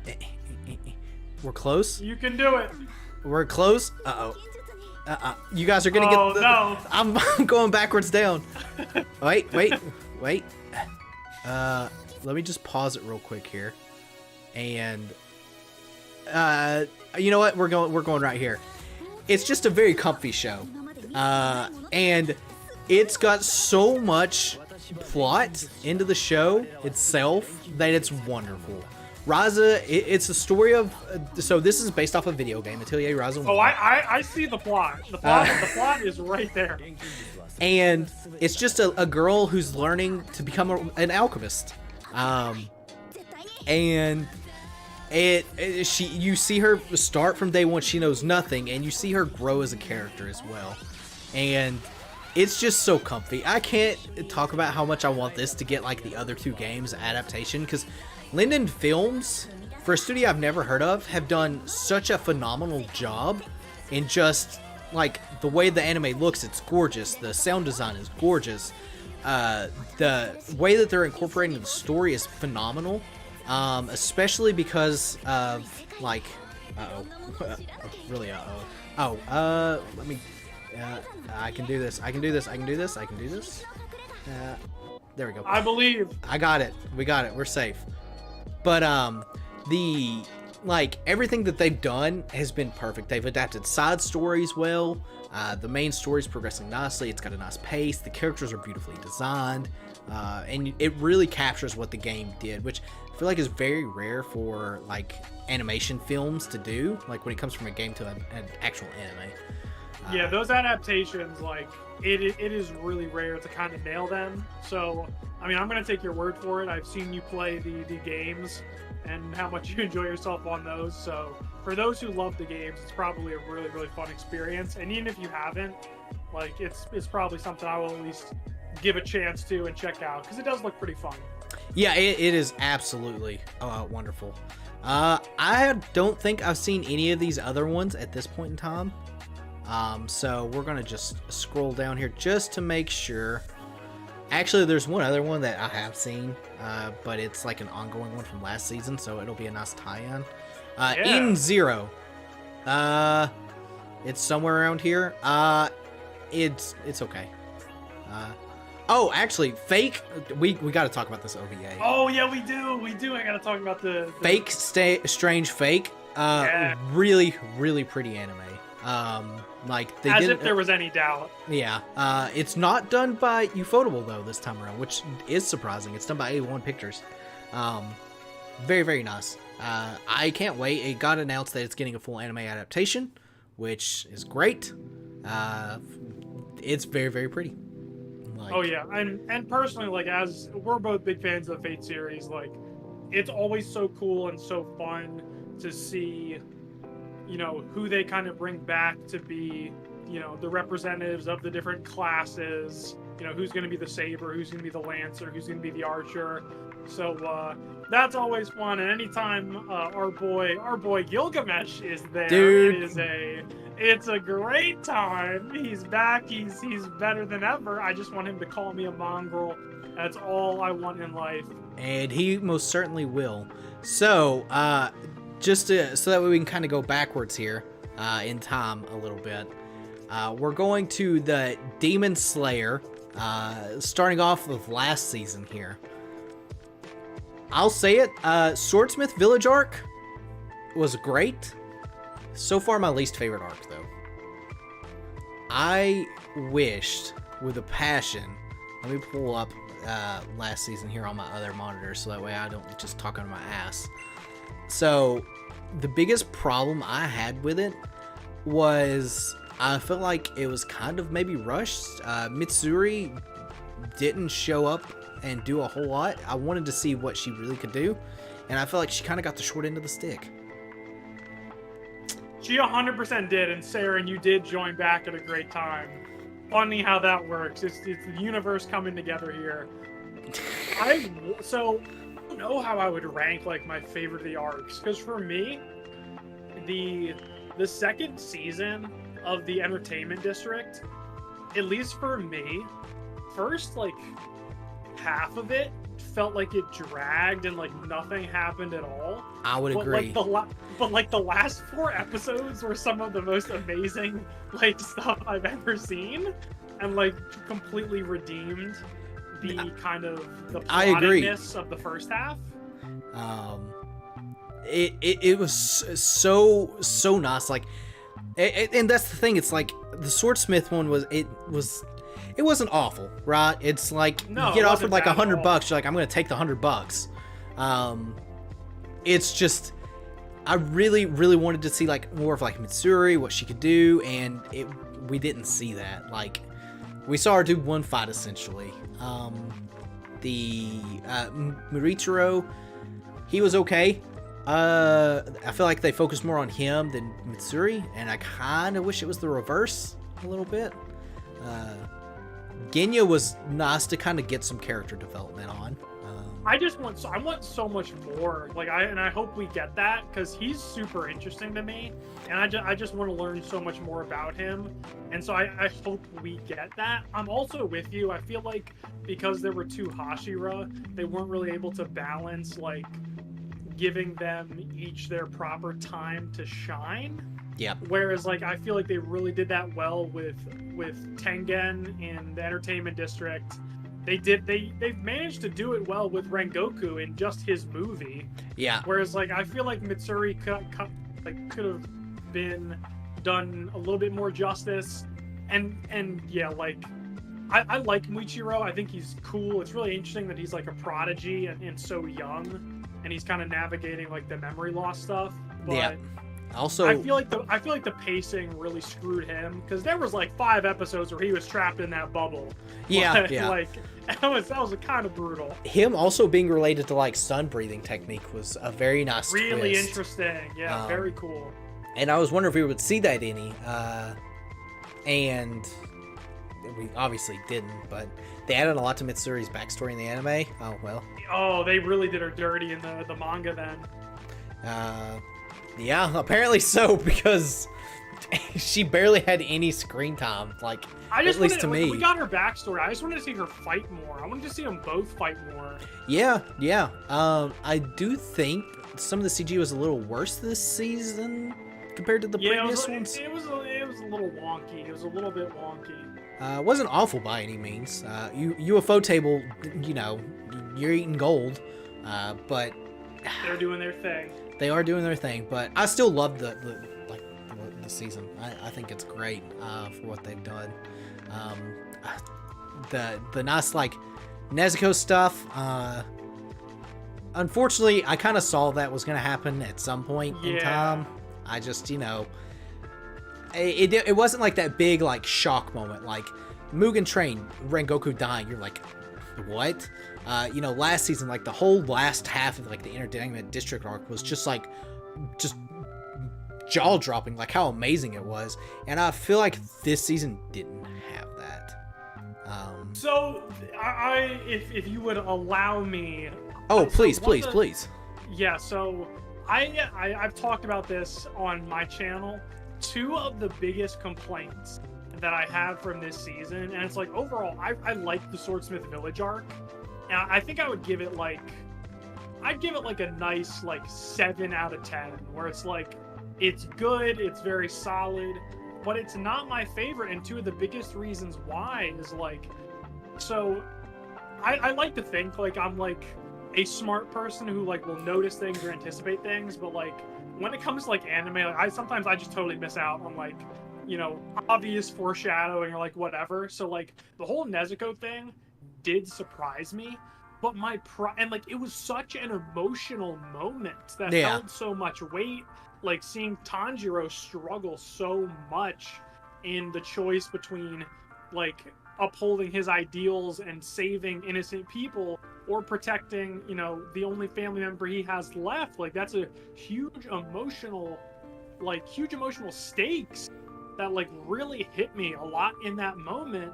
And then for them to just basically rug pull us after like we're going through it emotionally and be like, oh, like she's okay, it's all good, never mind. It's just like I really didn't like that. Yeah. Because it just felt like such a rug pull. I was like, well, nothing ended up mattering then. It's like I get it, like it's really cool for the plot and it makes sense in like, you know, because it basically sets up like what Muzan's whole purpose is. Like that's what he's been trying to do from the beginning. And so I get it from a plot perspective, but it just made the whole decision and the choice and like the emotion just kind of end up being just so empty.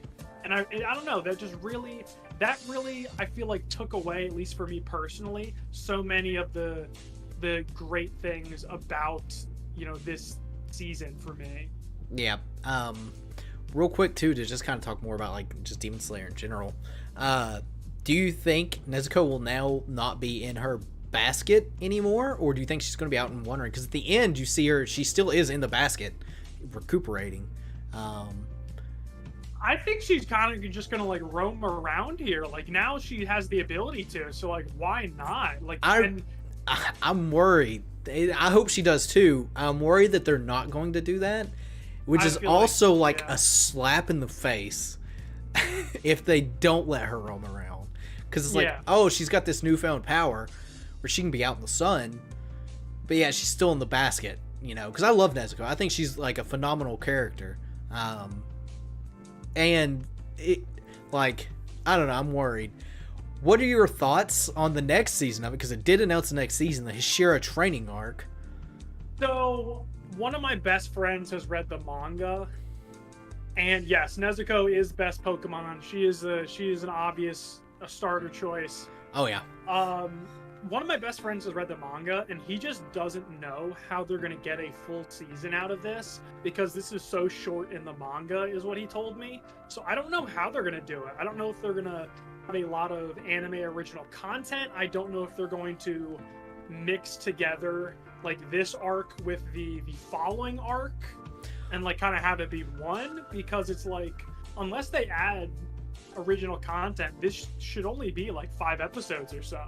Yeah, I've heard the same thing. Like this arc is like only a very, very short part in the manga, and I think the part after this is Infinity Castle. Yeah, stuff's about to go down. And I think Infinity Castle is one of the longer arcs. So either they're gonna mash the two together and it's just gonna be a really long season, or they've gonna. I would prefer that though. I would prefer that. Like, give me. Because, like, this Swordsmith Village arc, it was, like, 10, 11 episodes. I know they had the long one, but it's like, man, give me 24 episodes. Like, give me 4 of the Hashira training, and then give me 20 of the Infinity Castle. Like, give that to me. Yeah, I'm going to echo what Saren just said. If it's just the Hashira training, I feel like it is going to be boring, because like when I think of training, I think of what was to me one of the slowest parts of season 1, which was Tanjiro training. Like, yeah, and that's what comes to my mind. And I really hope it's not like, if they did like just like a small like hour-long movie, I could see them doing like a Hashira training. Like, hey, here's an hour and 20 long movie, just enjoy it, you know, for what it is. But it's gonna be hard. Yeah, that's what I thought that they were gonna do. Like, because my best friend reads the manga, he kind of set it up for me. Like, the Hashira training is gonna be short. Before they announced that it was going to be like the season, he predicted that they would just do like a little movie like Mugen Train. Yeah. Obviously not. So it makes me wonder if... I don't know. Does make me wonder if they're going just straight up, like, just to... I feel like they're going to end up doing anime original stuff, which maybe that'll, like, make the arc better. Like... Yeah, like, maybe more backstory that's, like, needed to give us some more depth to some of these Hashira and other side characters. Like, listen, I'm all for that. That could go a long way, but if it's like Swordsmith Village and it's 10 episodes and that's it, and like we're waiting 3-4 years for Infinity Castle, that's gonna suck. It is. I think like I'm already tempering my expectations for the next season to begin with. Like season 1 of Demon Slayer, like you get episode 19, and it's probably one of the few episodes that I remember the episode number, just because of how like mind-blowing that was with like the flame style and all the other stuff. Like, and it just kept building up hype, like Mugen Train, and it delivers too. Mugen Train delivered. Yep. Then you get to the district arc, Entertainment District, and it's like slow, and you're like, all right, well this is kind of disappointing a little bit. And then the back half of it's just like stacked. And then you get this, and you're like, all right, well, it's kind of doing a similar flow where it's kind of slow, and it never peaks. So the next arc, as much as I love Demon Slayer, the next arc is definitely going to be me just tampering it a little bit. So yeah, I think so too. I also got to just throw this in here really quickly. Like, man, like just for me personally, Muzan is just such a disappointing final villain. I know there's still some things we don't know. I know he's probably going to have some crazy cool, like, demon final form, like, and all that stuff. But, like, just in terms of backstory, in terms of complexity, like, the best final villains to me are ones that are complex and interesting. Like, we already talked about Bleach. Aizen fits that bill perfectly. You think of Madara. Like, a lot of the big shonen final villains are really, really cool because they're so layered and relatable or have depth. And it's like, to me, just Muzan doesn't do that. No. He's very simple. And it's like, I feel like his backstory was so weak. It was. Which, like, I mean, I've said this before on Demon Slayer, like, I love Demon Slayer. Like, I think it's a very, very good show. It's very enjoyable. I do think the story is very copy-paste what it is, and I think Ufotable does carry a lot of the weight because of how pretty it is. Yes. Obviously, I still love it, and I think it's still one of my favorite animes. That doesn't mean I bad, still really but enjoy it. It would have been nice for like Mugen to have some substance instead of just, I'm bad. Yeah, like literally, like we know he's Michael Jackson, but he literally doesn't have to, that's his most redeeming, interesting character trait. Yeah, it is. So, but yeah, I'm worried about the sheer training arc. Like maybe it'll be good, but my expectations are pretty low for it. I think once we get to Infinity Castle, it's going to be so fire again. So like, exactly. I'm looking forward to that. So next up, well, actually, do you have anything else to say about Demon Slayer? No, I think I've said my piece on that. Only other thing I would throw in here is all the shows that we are talking about currently from the spring season, like Demon Slayer. The ones we're about to talk about, Hell's Paradise, Oshinoko, you can see me react to them on my channel. 100% complete fact. too. So go check it out. That's something you guys could do if you would so like. But Hell's Paradise. I really liked Hell's Paradise. Yes. I think the beginning was better than the end, in my opinion, with the mystery of like how they go about setting up the world. And yes, I agree. When everybody was able to do like use Tao, I thought it became weaker because it was just. So I agree. I'm with you. I do think it's a phenomenal show, and like if you haven't, go watch it. Like characters are interesting enough. It's a very unique art style as well, especially for Mappa. And I do hope it gets a season 2. I don't think it will, though, is my only thing. I think it's already been announced. Oh, has it?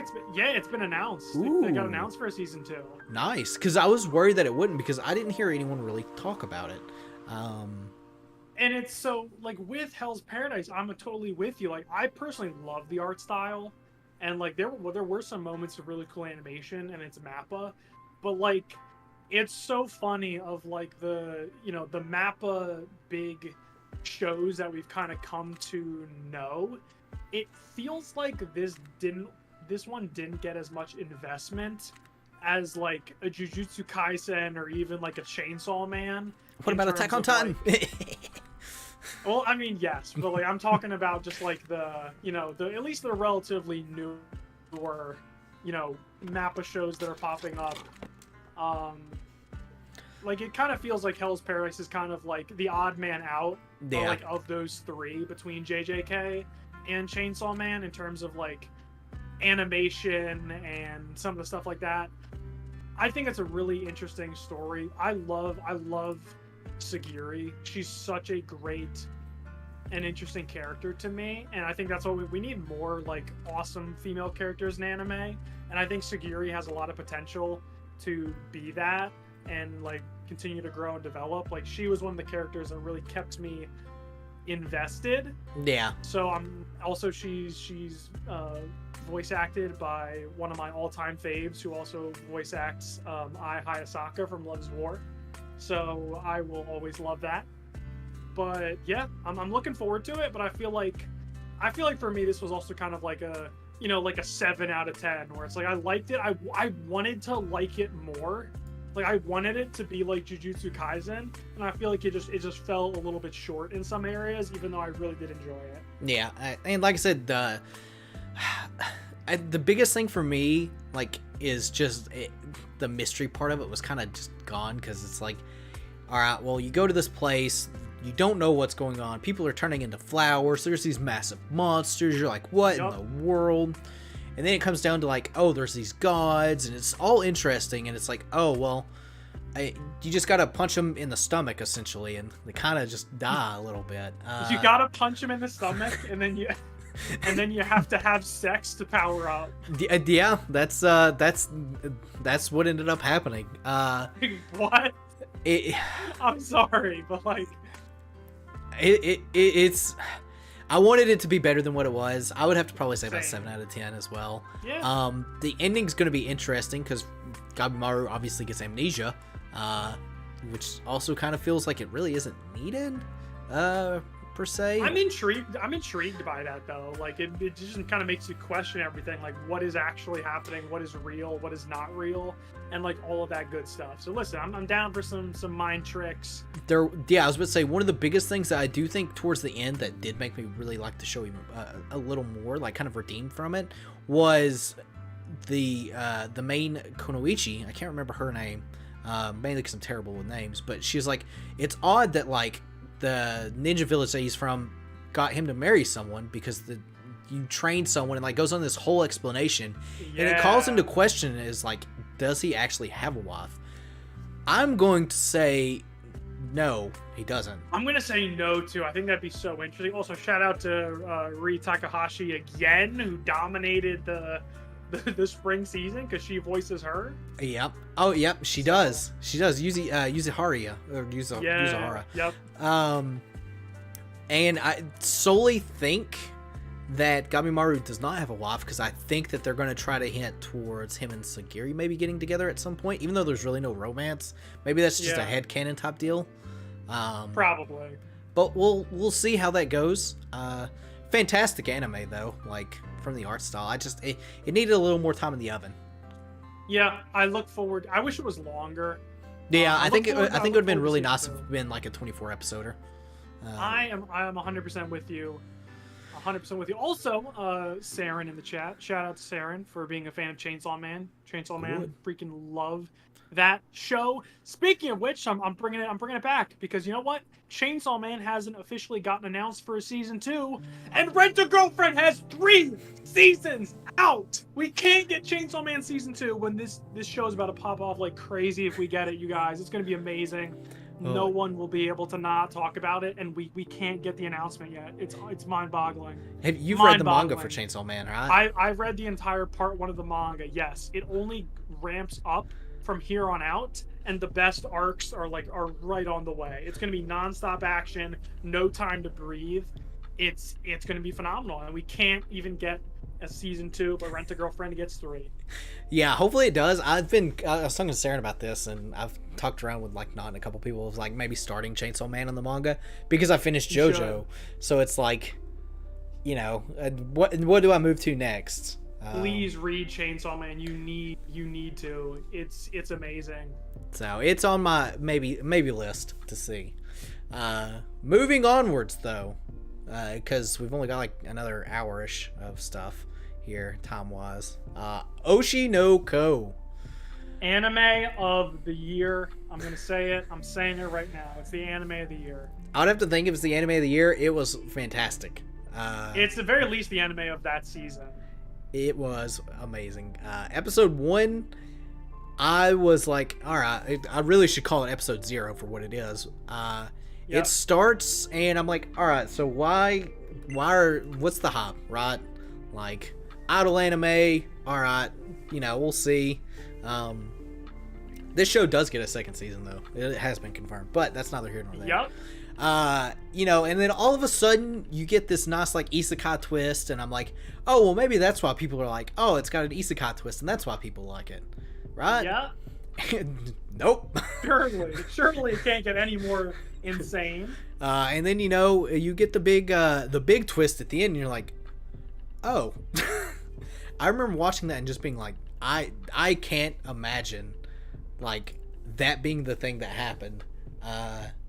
And you go on, you follow Ruby and Aqua, and throughout their journey, it is a wild one. You know, Aqua is very much so using people at the moment. Feel bad for Akane and Kana at this point, because she hasn't been used technically yet, but she's definitely. Oh, she will be. She definitely will be. She will be. It wouldn't surprise me if he gets to using Ruby either. But we'll see about that one. What's your take? Feed me the sauce. Oh man, I freaking love Oshinoko.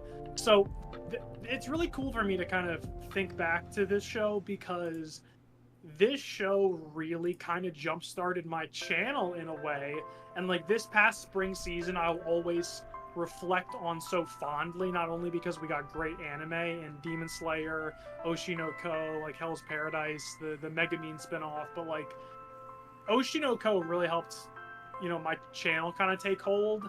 And it's like I had no clue about this anime, and then all of a sudden there was all this buzz online about the first episode, or like episode 0, and I was like, okay, well, it's like I guess I have to watch this now because everyone is going crazy about it. And that was the best decision of my life, because like that episode 1/episode 0 is an emotional roller coaster. Ridiculous presence. Like this show tackles so many interesting and real themes, from like dealing with loss and kind of, you know, how people deal with grief differently, and then not to mention like Akane's internet abuse and stuff like that. Like that was so real, and I feel like so many people can relate to with cyberbullying and stuff like that. So like this show hits on so many like real levels that I think will really connect with people. Like the characters are so interesting. It's probably it's one of the best openings like anime wise we've had in a while. It's so fire. I've listened to this song probably like 1,000 times already. Real quick, not to be too distracting here. Go ahead. I believe Oshinoko's opening is the first Japanese song to break like worldwide United records. States, worldwide and US records for the most played song, which is insane. It's so wild. Good. Shout out Yoasobi, because they like, oh my god, they've always been amazing. Like they're up there with her voice is incredible, and it was so cool to see that song just like take off. And it did. So But yeah, I just want to throw that out there because I thought that was a really, really cool twist here. No, I'm glad you did, and I can't wait to see what Aqua does in the future. Have you watched Classroom of the Elite, Gil? Yes, that was another show I was thinking of earlier. Was Classroom of the Elite, when I was talking about Liar Liar. It got confirmed for a season 3 at least. It was supposed to come out this summer. It got delayed until the winter.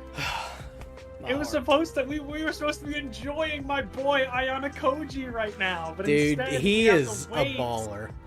I feel like, dude, Aqua is like on that same path. He gives me Ayana Koji vibes so much, and I can't wait to see it unfold. Yes, he's gonna start manipulating like these characters that we've come to love so much in Ruby, Kana, and Akane, and it's gonna break my heart when it happens because like I know it's coming. I would agree, 100% agree. Yeah, we'll see how it goes. I'm excited for season 2. I think Aqua's in for a. He's definitely going down the more evils. Yeah. And it is interesting to see like how both Ruby and Aqua like split, and it's also interesting just like how this show is portrayed because it's very much so like down to earth in a way, from like Japanese like idol culture and stuff like that being very, very cynical. Yes, really cool insights. And you know, getting to see that like and kind of break through because you learn like cyberbullying is like really bad, and you know, you got Kana who's also struggling with just so many things at once. Like she peaked as her childhood, and then it's just been kind of downhill. You know, Akane gets bullied, and she's like sitting there trying to pull through, and all of a sudden, I mean, she finally gets it, but it's still just rough on it. So. There were a lot of shows I looked forward to every week. I think Oshi no Ko, it was the anime, at least so far for me this year in 2023, where it's like every week I could not wait to see like what happened and like what was going on. Like I look forward to it every single week, and it's been a little while since there's been an anime like that for me, that where like I just have been just chomping at the bit waiting to see the new episode. I would agree. I do hope season 2 we might get more like of Ruby type of deal, because I feel like Ruby really she didn't shine a whole lot. Like it definitely feels like the main character is mainly Aqua, and maybe that's what they're mainly going for, but we'll see how it is. I do think I am really glad I went into this show not knowing anything though. They definitely added to the betterment of it, in my opinion. I'm completely on board. Anything else with Oshi no Ko? I'm good on it, unless you've got anything else to say. No, I think we touched on a lot there. Watch it if you haven't seen it, please. Yeah, absolutely. Dr. Stone. Did you watch Dr. Stone? Have you watched Dr. Stone? I have not started Dr. Stone. That's one of the shonen, the more modern shonen I just haven't gotten into yet. But I've heard good things. It is very good. I look forward to watching it. I look forward to it one day. It's very good. It's one of the only shows I feel like where you have to watch. Well, you do actually have to watch the OVA that comes out, because most of the time OVAs are just kind of like whatever. But the OVA for Dr. Stone actually introduces. It's like a bridge between season 2 and 3, and I completely went without watching the OVA at first. I had to go back and rewatch it because it's like, wait, who are these characters and all? What's going on here? It's more of just Dr. Stone. It's fantastic. They kind of reset the stakes a little bit, which is nice because I was kind of worried about that. Season 2, they kind of defeat the big bad that wasn't really the big bad, and then something new comes up there. But yeah, it's more Dr. Stone.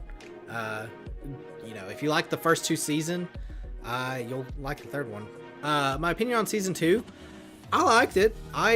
The thing about Dr. Stone is it's never been one of those animes that's like, I need to watch this like season. It's always gotten by enough to where it's like I'm interested in it, but not to the point where it's like, oh, I need to like, you know, first thing top of watch like it was with like Oshi no Ko.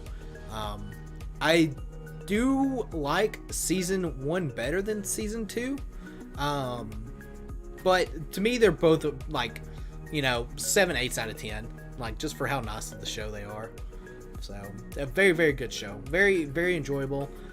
One of those shows, again, you can just kind of turn your brain off and just see things unfold. Season 3, like I said, they kind of up the stakes a little bit, which I'm excited for.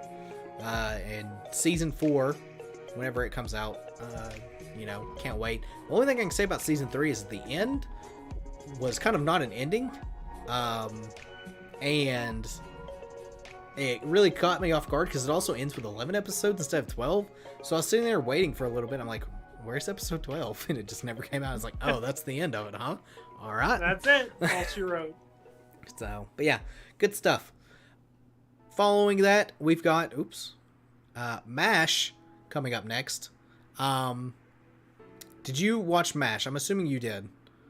No, so I actually didn't. So I was slacking a little bit on this season. So the next 2 shows that we're about to talk about are going to be more you. However, I did recently start Heavenly Delusion, but I'm like halfway through, and that show's wild. So, yeah, I've got a lot to say about Heavenly Delusion. MASH... I can't wait. Yeah, MASH, it was a good show. It was a turn your brain off show. Harry Potter, discount Harry Potter. That's what it looks like. Yeah, main character, he has no magic. And like, it wasn't amazing. It didn't it didn't try to separate itself from anything crazy or wild or anything like that. All it really did was just kind of have like some humor type deal to it. The beginning starts, it's like, if you don't have magic, you're pretty much getting executed. Later on in the show, everybody kind of learns he doesn't have magic, and it seems like it's not that big of a deal. So there's that. So I have no idea how they'll end up going with it. If it gets a season 2, I actually don't know if it will or won't. But Diddley likes cream puffs. It's okay. Like, it's got its moments, and then it doesn't have its moments for it. It just kind of exists in its own like little realm. Is it worth me checking out? I would say watch maybe the first episode. If you like the first episode, you'd probably be okay to check out the rest. Right. If you don't like the first episode, you're not gonna like the rest of the season though.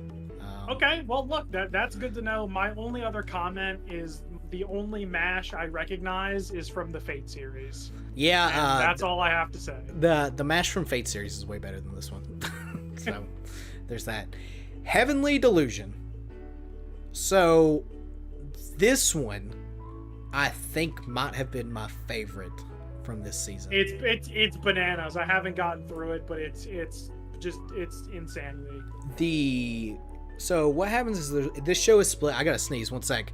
Oh no, sucks. Talk while I sneeze. Bless you. I've seen the first 6 episodes. I'm watching it with one of my good friends over Discord. It's just like every episode is like, what the hell is going on in this show? I that's like the only way I can describe it.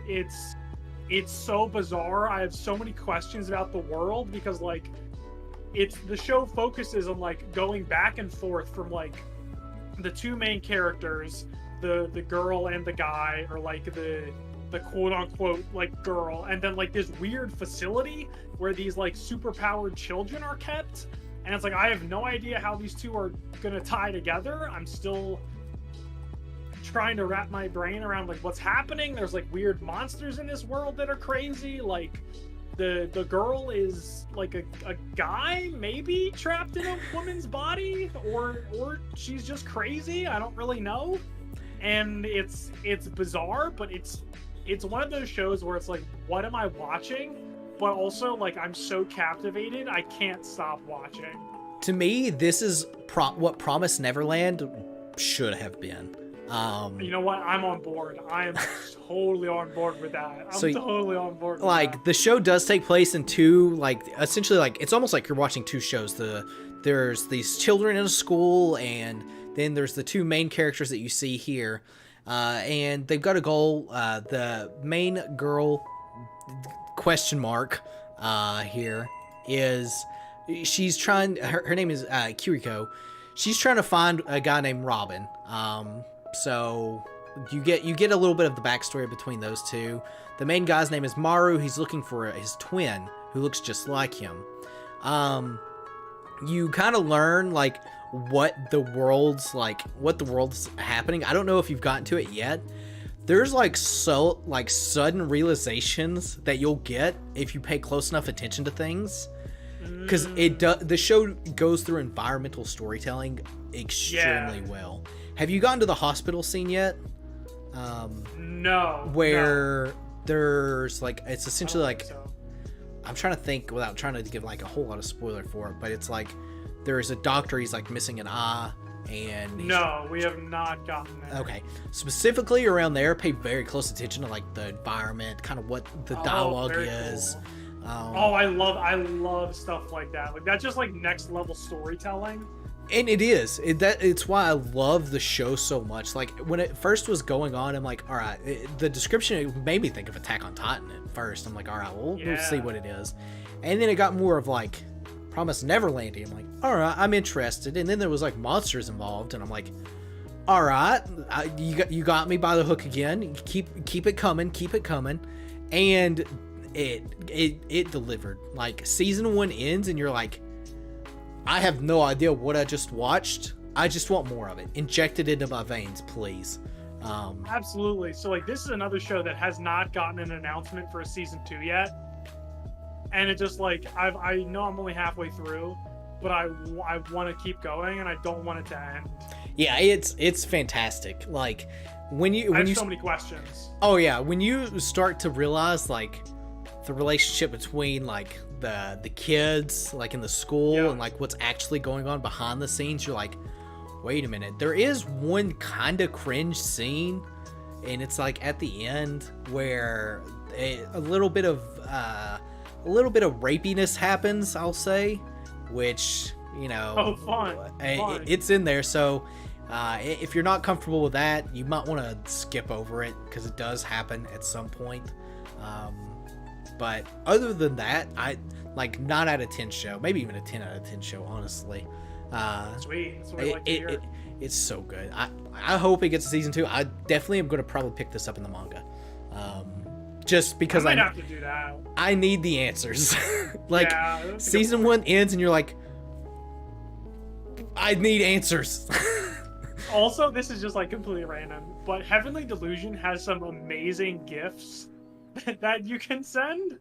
So, it's the best. There's some great little moments you can find as gifts that are really fun. Oh really yeah, fun. like it's a phenomenal show.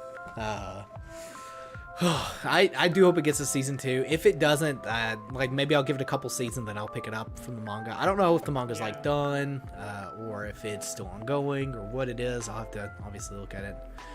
Moving on, unless you got something else to say about it.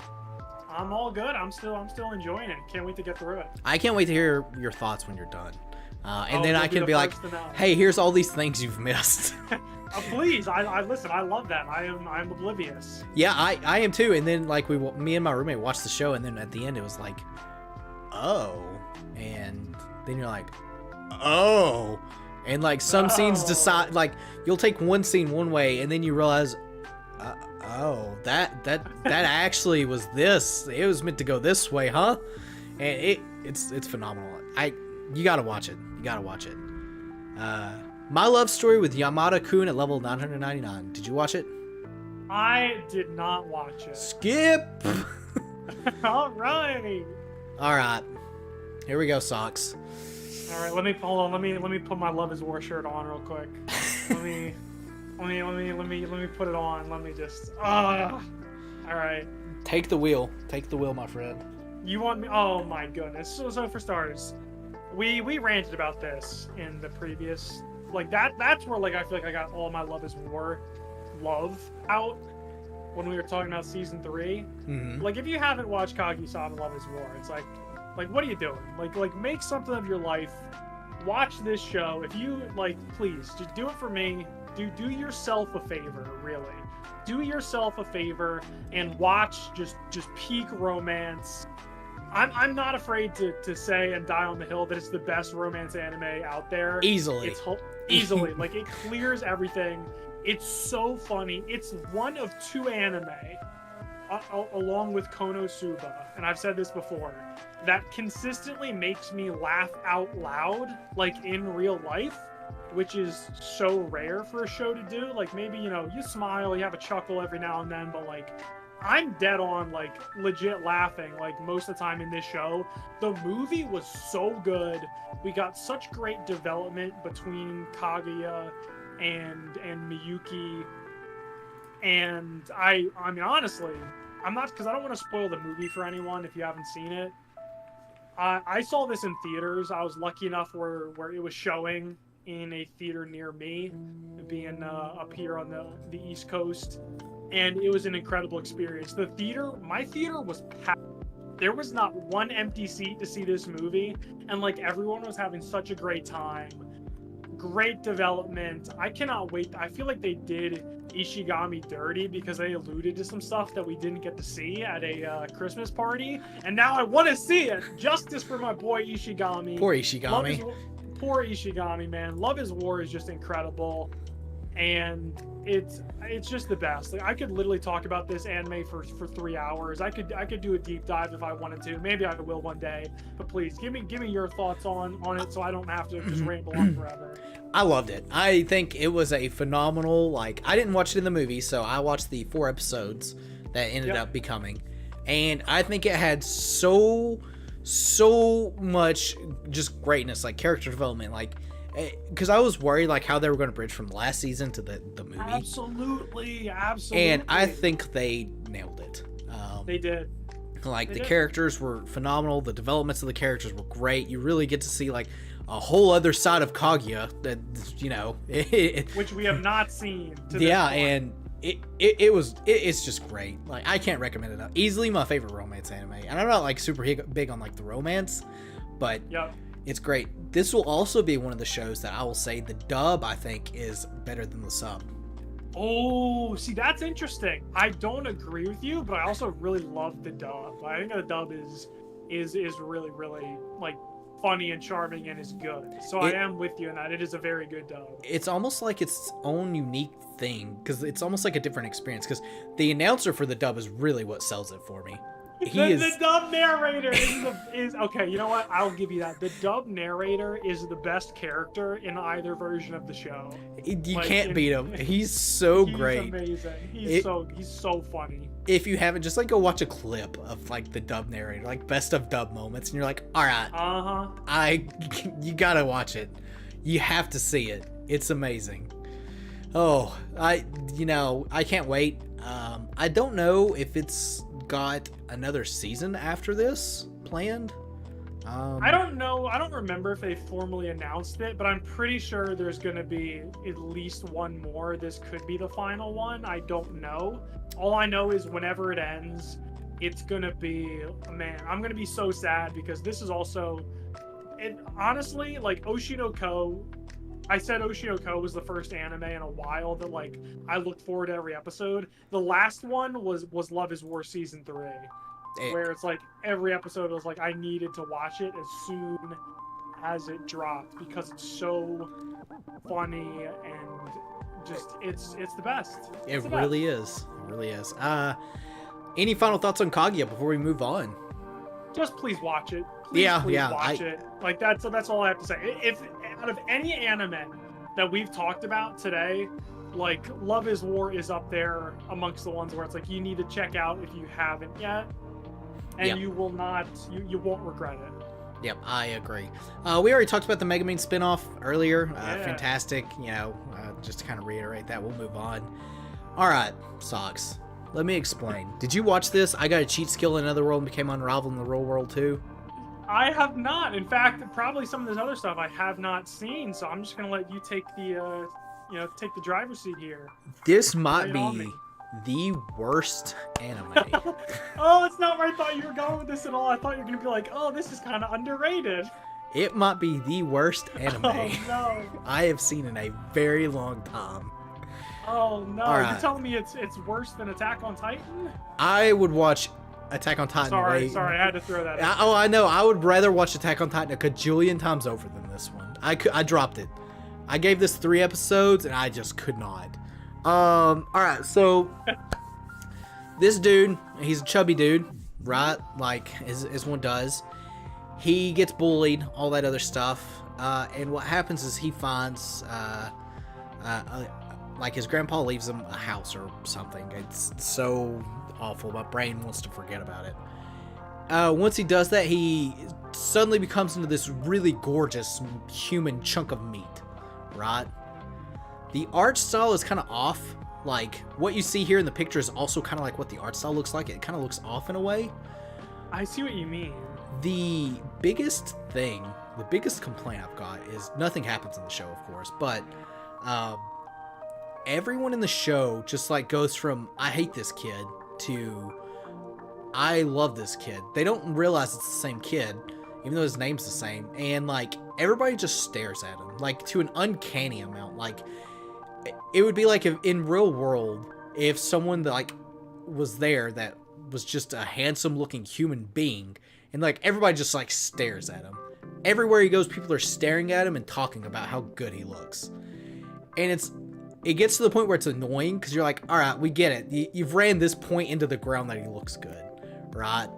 And all he does is he just stays in his little house, and he'll go out of the house and like he saves a princess.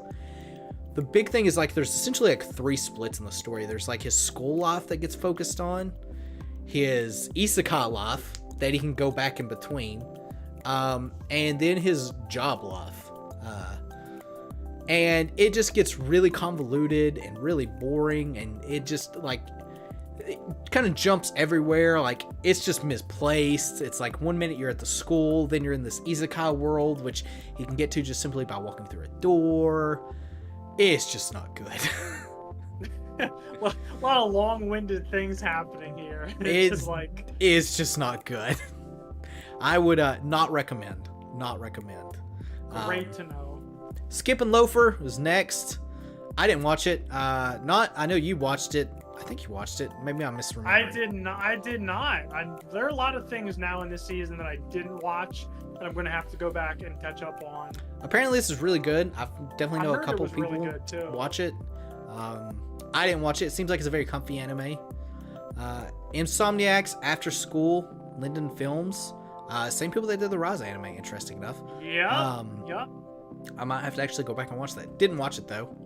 Did not watch it either. Yeah, so Knott's watched it, but he hasn't finished it yet. Tokinawa Over the Moon for You Season 2. I didn't watch it. I dropped the first season because I didn't have time to really watch it. It's just comfy anime. Like, yeah. So I have not seen Season 2. I've seen Season 1. As you said, comfy little romance. Or our main character somehow, literally every romance main character nowadays just seems to just blow Kazuya out of the water.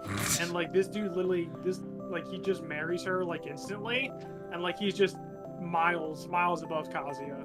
Really, like I'm gonna use every romance main character as a way to just to talk poorly about Kazuya, but nothing crazy spectacular. It's a charming little comfy show. Yeah. Like I've heard if you like season 1, you're gonna like season 2. It's more of the same. Yeah, that's one I need to go back and watch. So, The Danger's in My Heart. I have seen a couple things about this. It's very Comey Can't Communicate type style of a show. Yeah, it gives me that vibe too. I didn't watch it though.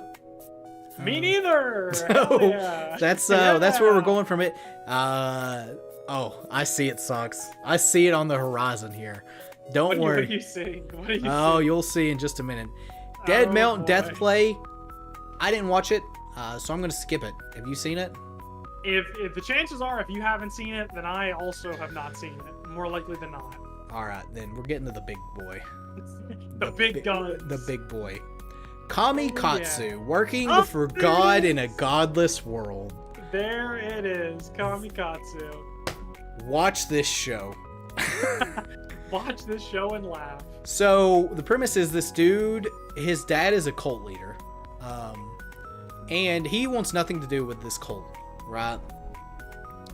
And he's coming of age, and his dad captures him and was like, hey, you need to worship this god, right? Like this cult god.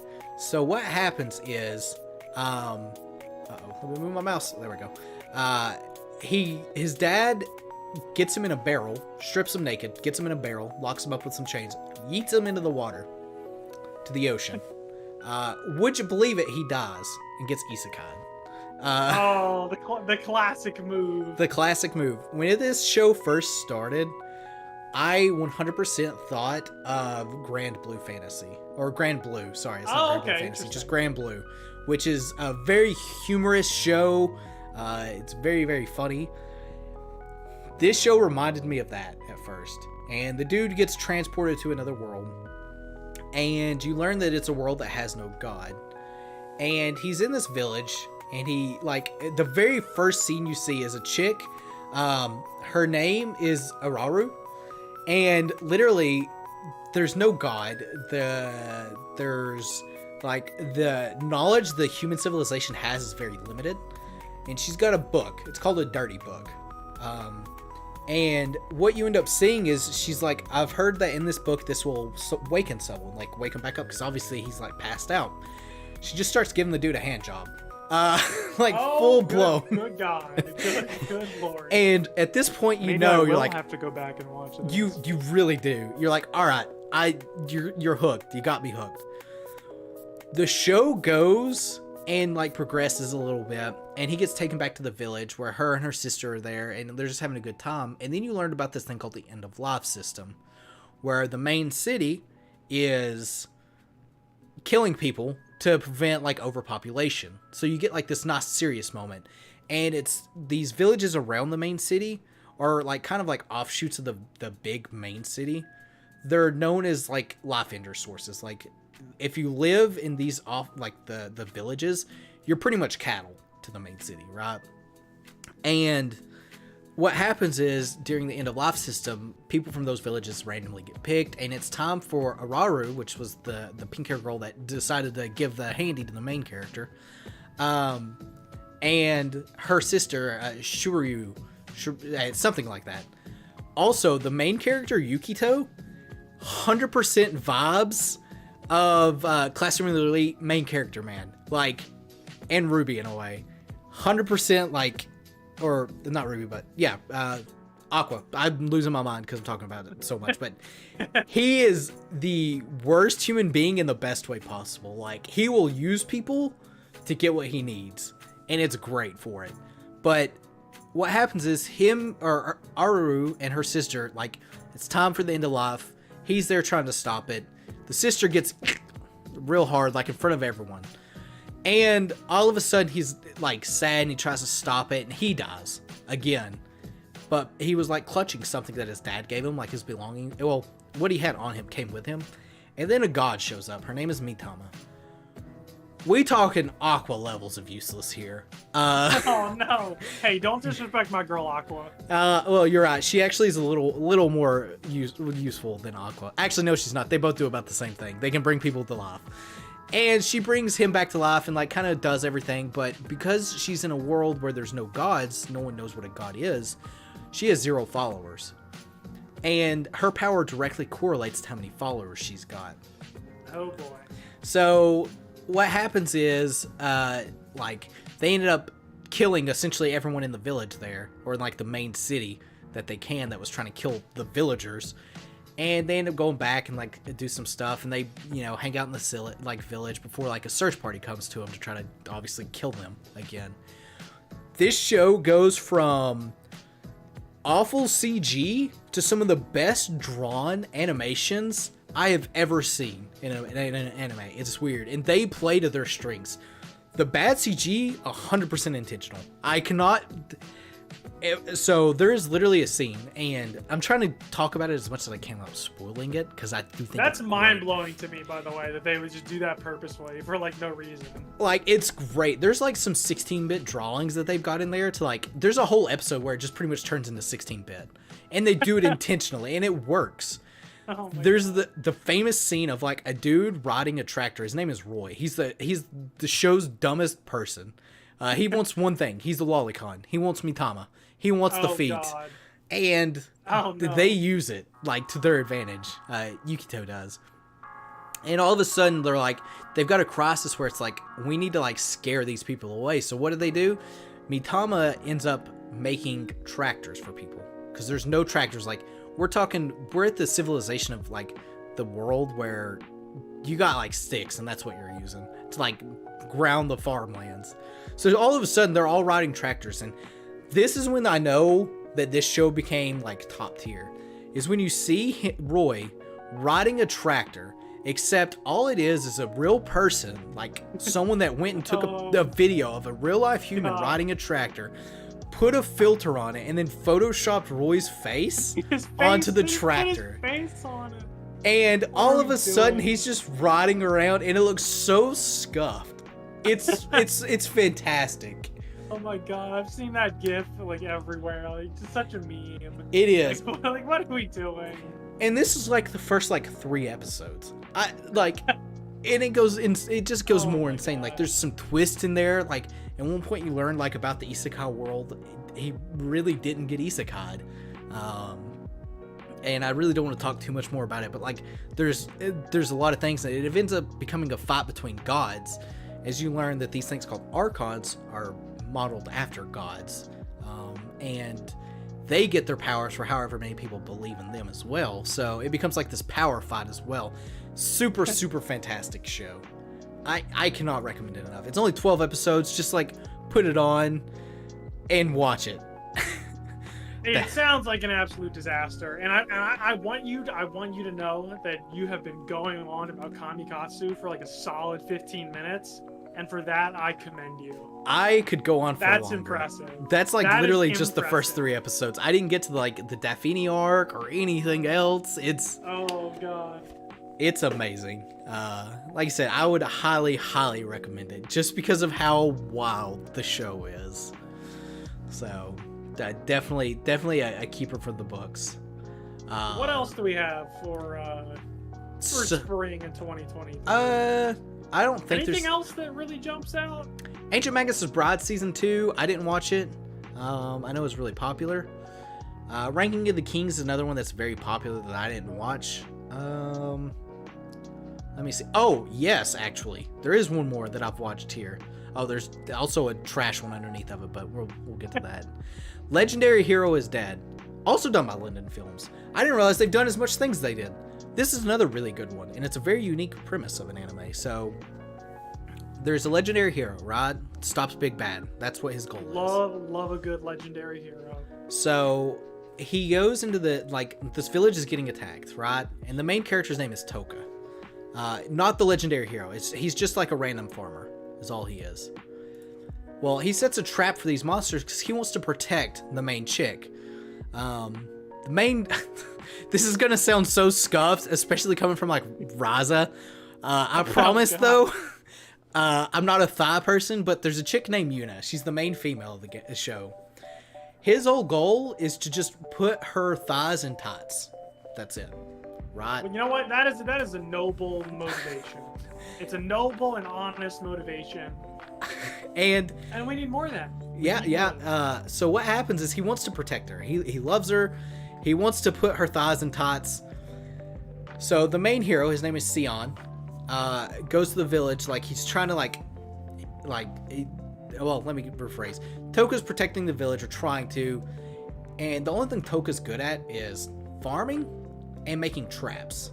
So he puts a thing of meat and a trap in front of the meat to like try to distract the demon that's about to attack. Of course, the demon doesn't go to it. The hero shows up.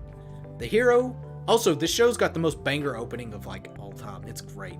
But the hero shows up, defeats the monster, right? And the hero Shion, he has a problem. He doesn't really have a problem, but he loves food. He likes meat. So what he does is he walks to the meat, falls in Toka's trap, kills himself. And that's how the legendary hero dies. The story takes place essentially right after that, where Toka eventually has to work his way to become the hero. So the hero has a friend. Her name is Anri. She's one of the main party members. She essentially steals Toka's body and his soul, puts his body in like this coffin, and moves his soul to Shion's body. So now you have Toka, which is just the farmer, inhabiting the body of Shion, the hero. So everybody thinks that he's the hero when he's not. Oh no. The problem is Shion's weapon is like this legendary sword. It really can just change shape to kind of whatever he wants. But it's based off your magic power. Toka has what is known as no magic power. It's very, very like minuscule. So his sword's just like this floppy stick, essentially. But yeah, essentially what happens is him and his party, which is now Toka, Anri, and Yuna, go out to find and try to like figure out like what's going on, how to get like his body back. Because Anri, who's with him, says that she's not going to give him his body back until they close this gate where the demons are coming from. So it's working up to that. They haven't actually done like the gate stuff. But they do get another party member, Margaret. Also puts he's got that thigh sensation. Tries to stalking her thighs up. The outro also is really funny if you watch it because it's just a bunch of radishes getting their stockings put on, like their thighs. But yeah, it's it's a super enjoyable show, and it's got like a nice twist where it's not like just your like hero goes and does this thing, because the hero does die. Right. So it's very, very enjoyable. Would highly recommend it. Anything else worth mentioning for spring 2023? There's nothing else that I watched personally, so I can't give you any more opinions about what just come out, or at least seasonally. There's this trash. I didn't watch it, but this exists. Somehow this got a season the smartphone isekai. Yes. Also, there is one huge show that I have not talked about yet that I do want to talk about this from this season. This might be the last one from this season. Sure. Mobile Suit Gundam, The Witch from Mercury, Season 2. Sure, go for it. I'm not the biggest mecha fan, mainly because mecha kind of gets done dirty because it's normally a lot of CG. Yeah, I'm not a big fan either. This show is probably up there with like Gurren Lagann when it comes to like mechas. Oh wow, okay. No CG, and it's done. This show is done as well. It finishes, which I love. It's only got 2 seasons. Some of the best, like, just writing and just like a Gundam show. Like, I don't want to talk about it a whole lot because I don't want to give it a lot away. Okay. But if you Go like, watch it. You do want to watch it. Like, it's one of those shows that like you'll watch and you're like, oh, that's a nice twist. Like, you'll watch the after credits scene, and it's got enough mystery. Like, what's going on? So Gundams are like banned. They're evil. They're known to kill people. But why are they still here? And it's just a really, really enjoyable show. The main characters, like, you got your Yuri, if you want it in there as well, and it ends up happening, which is always a nice twist or a nice touch. You have some character development between the main character, whose name is Suletta. I always call her Slutta, because that's about as good as I can pronounce it. It's Suletta. Her mom is probably the most evil character in the show. So yeah, there's that. But yeah, go watch it. If you've ever wanted to watch a good mecha, this is the one. Like, it looks pretty. The first couple episodes are a little slow because it's just a bunch of dueling. But I promise once you get over like the first couple episodes hump and then the plot starts picking up, you're like, oh. So, because it's also got a prologue for the first episode. And episode 0 takes place way before like episode 1, and it just kind of makes you question it a little bit more. So other than that, we got Eden Zero, but I've already talked about it. It's just more fairy tale. I think that's it. I'm just gonna go through here and see if I see anything that I can think of. I think that's probably it, at least for seasonally. So I've got a question for you, and there's actually a couple of things that I want to bring up. But what I want to ask you is there anything you have watched since we have talked about anime last, non-seasonally, that like you finally got a chance to watch and you were like, wow, this is really good, or wow, this was terrible? Anything like that? You baited me into it. Bocchi the Rock. Yeah, there it is. All right, I've watched Bocchi, and I am a firm believer in the Bocchi culture. I need a season 2 so bad. Also, we need to talk about Vinland Saga, which as well. Maybe we wrap up with Vinland Saga.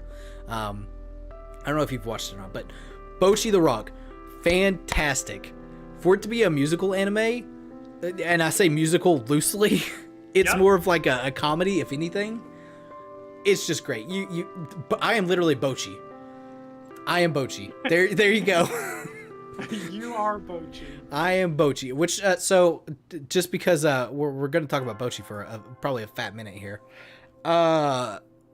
Favorite character from Bochi? My favorite. I mean, it's hard for me to not pick Rio just for like the comedy aspect. I just think she's really hilarious. She's probably my favorite because like she's always like trying to get people to pay for her and like always complaining about how she's starving. And I just think she's really funny. Of all of them, obviously, like Bochi is like such a strong character, and I feel like a lot of people do relate to her. Yep. I love every one of them, and I think the show really managed to weave all four of the girls like together really well, each with their different kind of personalities. They're all really charming in their own ways, and I'm so happy that you finally got to watch this because the last time we did this, I was like raving about Bochi for like 15 minutes. And you were like, oh, I mean, you know, maybe I guess I'll have to check it out. And I'm happy now we're finally at a point where not only have you seen it, but you also enjoy it as much as not only I enjoyed it, but a lot of other people as well. I felt so bad because like a lot of people were like, wanting me to watch it and stuff. And like, there's no shot this is as good as it is. And then you watch it and you're like, it's amazing. It's fantastic. Like I can't believe I overlooked it, honestly. The animation is gorgeous. It's not like it's a unique animation, I guess I should say. You're not going in there like you're not going in there like you're expecting like Ufotable type of animation. It's got its own unique presence of animation, and it works so well for the show. I'm so grateful I ended up watching it. It's wild because they use like multimedia like animation. It's like a bunch of different like styles and like just a very unique way of presenting anime in certain like scenes. It's really kind of mind-blowing from a stylistic perspective. Yeah, I completely agree. Like I said, it's so nice to like just watch and look at, and it's one of those shows that you go into and you really do root for Bochi. Like, she's over there and she is trying her best, and it doesn't work at times, but that's the charm for it. Like, absolutely, and she's got friends like Kita's like there for her. Nijika is also like, all of her friends are like trying to push her to do more. Yeah, and just seeing the growth of her like going from trash can to actually performing, it's so nice. I really also do. The actual music in this show is so good. It really is. It's so enjoyable. Like for a musical anime, quote unquote, or like an anime kind of centered around music, like all the songs in the show are really good. I've listened to them quite a lot. Yeah, it's a great soundtrack if you're just looking for like, Japanese music. Yeah, like it's a great soundtrack. It's phenomenal. I cannot recommend it enough. I'm going to reverse the question to you, those socks. Same question. Since the last time we've done this, has there been anything?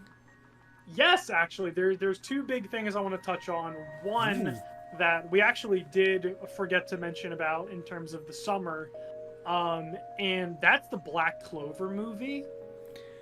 And do you watch Black Clover, Gil, or are you a Black Clover fan? All right, we'll start with Black Clover here. Yes. We'll spend the rest of the time talking about Black Clover and the last points.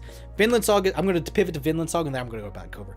No, yeah, go ahead, please. Vinland Saga season 2. You mention your point. I got a quick, at least another show, and then we can just go into Black Clover. Yeah, Vinland Saga season 2, phenomenal. I love it. If you haven't watched it, go watch it. I think people are going to be very on the fence between season 1 and season 2. Season 1 is very action focused. Season 2 is not, but the character growth and development, I will say this show is the one show that beats Mushoku Tensei in character development. Wow, that is a statement with a lot of weight behind it as well. Like, you go with the main character, he's very angry in season 1, his father's dead, he's angsty, he wants to kill.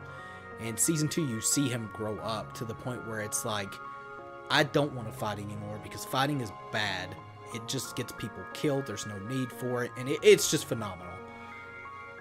It's almost like a different show from season 1 to 2. It's great. That's what I heard. So I haven't watched it yet, and I can't wait to watch it because I've heard just such amazing things. It's going to be on my short list for sure to catch up on. All right, well, let's pivot up to we'll skip the Black Clover question, then we'll go back into Black Clover at the end because I do want to talk about Black Clover. Sweet. Well, listen, as a Black Clover fan, that is music to my ears. Is there anything else you wanted to briefly mention?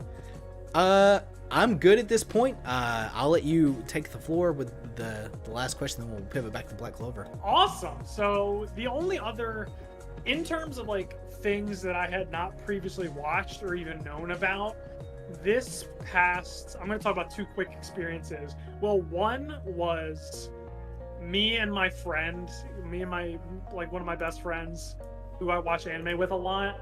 He had never seen JoJo's. Ooh. And we finally embarked on that journey together. We started watching it in February from the beginning, part 1.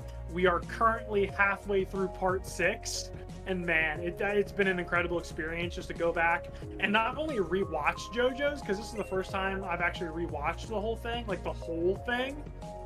It's just been so amazing to get my friend into it and like watch him react to like, you know, all the wonderful moments and the memes and everything. So that's been just an incredible time to see someone basically go from knowing nothing about JoJo's and he hasn't been spoiled at all to like go through the series together. And we are almost nearing the end in part 6. So I can't wait to see his reaction to the end of part 6. It's been like one of my favorite things. Like, so what he and I do, we watch anime together, and since he had never watched JoJo's, I was like, we are watching this.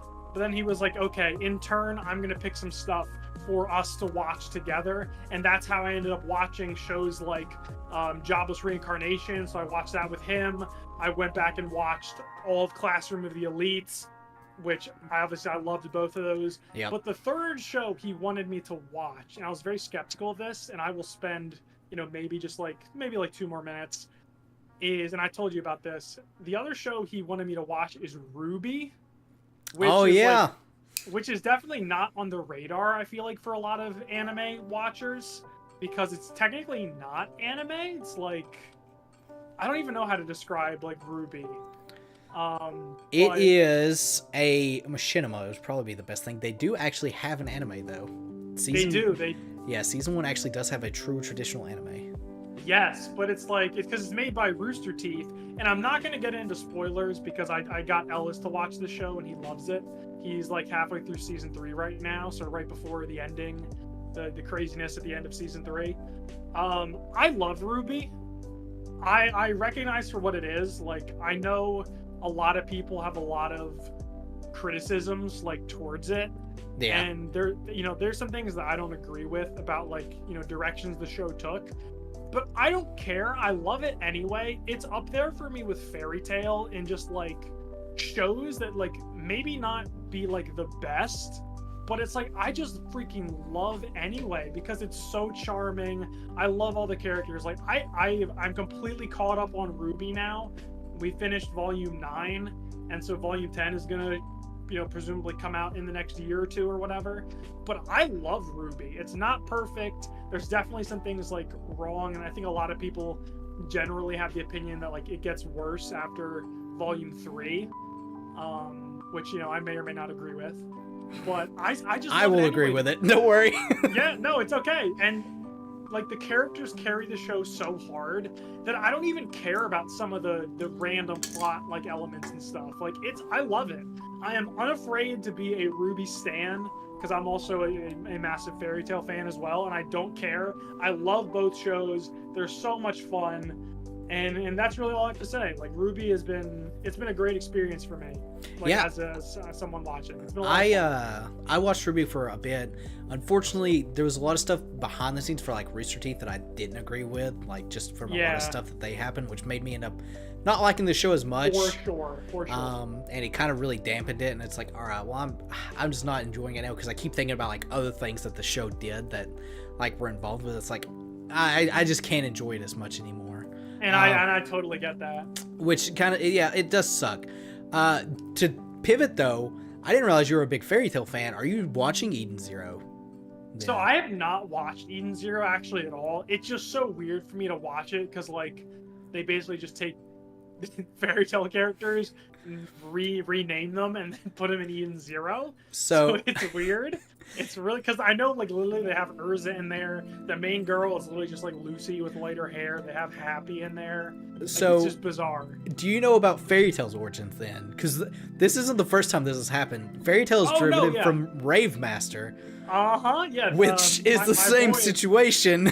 Yep, my boy Hiro Mashima. He does this all the time. He's consistently done this. Yes, I can say Rebecca is a much better character than Lucy when it comes to writing. Okay, cool. I mean, actually, it's not hard. It's not hard. Yeah, you're not wrong. I love Lucy, but it's not hard. Apparently Lucy's like voice actor, and this is just secondhand. I might just be talking about my ass here, but apparently like her voice actor is like really a pain to work with type of deal. So okay, her Japanese VA. Yeah. So Gotcha. You know, there's that, and that's probably why she's not like. Well, I guess they don't have any of the same voices, but anyways, I do think Fairy Tail is great. I enjoy Fairy Tail for what it is. I think Eden Zero is going to be better though. Oh, okay. Well, you know what? That's got me excited then, and maybe I will have to watch it because I do not care what anyone says about Fairy Tail. It's literally one of my favorite anime. Like it is like at the top of my list in terms of just like feel good. Like it's my guilty pleasure. Yeah, and that's kind of like what this show does. The thing that's different though is like Fairy Tail has a problem where there's so many characters that they don't get enough screen time really, and it's Eden Zero's fixes that by a lot. It shrinks those character lists down a fair bit. And yeah, you got like your Happy. There's even some Fairy Tail cameos like at the main city hub because they travel around so much. You actually see like Natsu and Lucy just that's funny. Just chilling there, and it's not just them. You just see a bunch of like actual Fairy Tail characters, so it's in the same universe at this point. I'm gonna have to watch it then because it's like I said I love Fairy Tail. If you like Fairy Tail, you'll like Eden Zero. It's all right. Well, listen, you sold me. I'm gonna need to make it happen. I can't wait for Fairy Tail to come back. By the way, because they did announce that was gonna happen. I just don't know when it's gonna be. And I'll be so happy. Who knows? I know the creator's also working on another manga as well. Of course he is. And, so Eden Zero characters are gonna be in that series. It's gonna be probably. It's gonna be a great time. So spinning gears here, Black Clover. Black Clover. Go ahead. What did you want to say? Well, we'll start at the history of Black Clover, the anime. Came out. I thought it was very mid. The first like couple episodes, Asta is a real problem. He yells. It's very annoying. He's annoying. There comes a point, it's like episode 20 or something like that, where it flips. It turns into something that is amazing and is probably one of my favorite shonens just because there's no filler throughout the entire show. Nope. Or if there is, it's enjoyable enough to where I don't notice it. And Asta becomes such a non-problem for yelling. It just hits like all the right like shonen beats. And I love, like, I'll say it, I love Black Clover. Like, I was so happy when I got the movie. I thought the movie was going to be more canon than what it was, though, which really threw me off loop and kind of made me not like the movie. Because I thought it was going to take place right after the end of the season. Oh, okay. And it most certainly does not do that. No, it doesn't do that at all. So going in, for me, I knew it wasn't canon at all. So, like, my expectations were just, like, it's been literally, like, three and a half years now. It doesn't even feel like that long, but it's been a couple years since Black Clover has aired. And so, like, I just went in knowing that, like, it's not going to be canon. I'm just so excited to see our characters again. And just, and just give me those, like you said, hit those beats and, like, just see Asta and everybody again. Like, our misfit crew that is the Black Bulls. So, like, I just loved the movie just because I knew what it was going to be going in, and I just had such a great time. Yeah, and that's the exact opposite because I didn't know. I thought I read somewhere that it was canon, so I went in there with like these huge expectations. Then all of a sudden, it's just like And we're dialing it back, because when characters are showing up that aren't supposed to be there, and you're like, wait a minute, this isn't right, this isn't here, this isn't. And so it took me a little bit of a step back and kind of got me out of the movie a bit, but I am excited for the season because it did announce that there's going to be another season. I am so excited for it. I cannot wait for Black Clover to show back up. I think it's a really, really good show. If you want a shonen that just, like I said, the first couple weeks of episodes were really rough, and then it will, it just changes. Asta doesn't become a problem. They fix his yelling to where it's not nearly as annoying, and it just hits like all these story beats, and it keeps you engaged as well. And when the show goes hard for fights, it goes hard.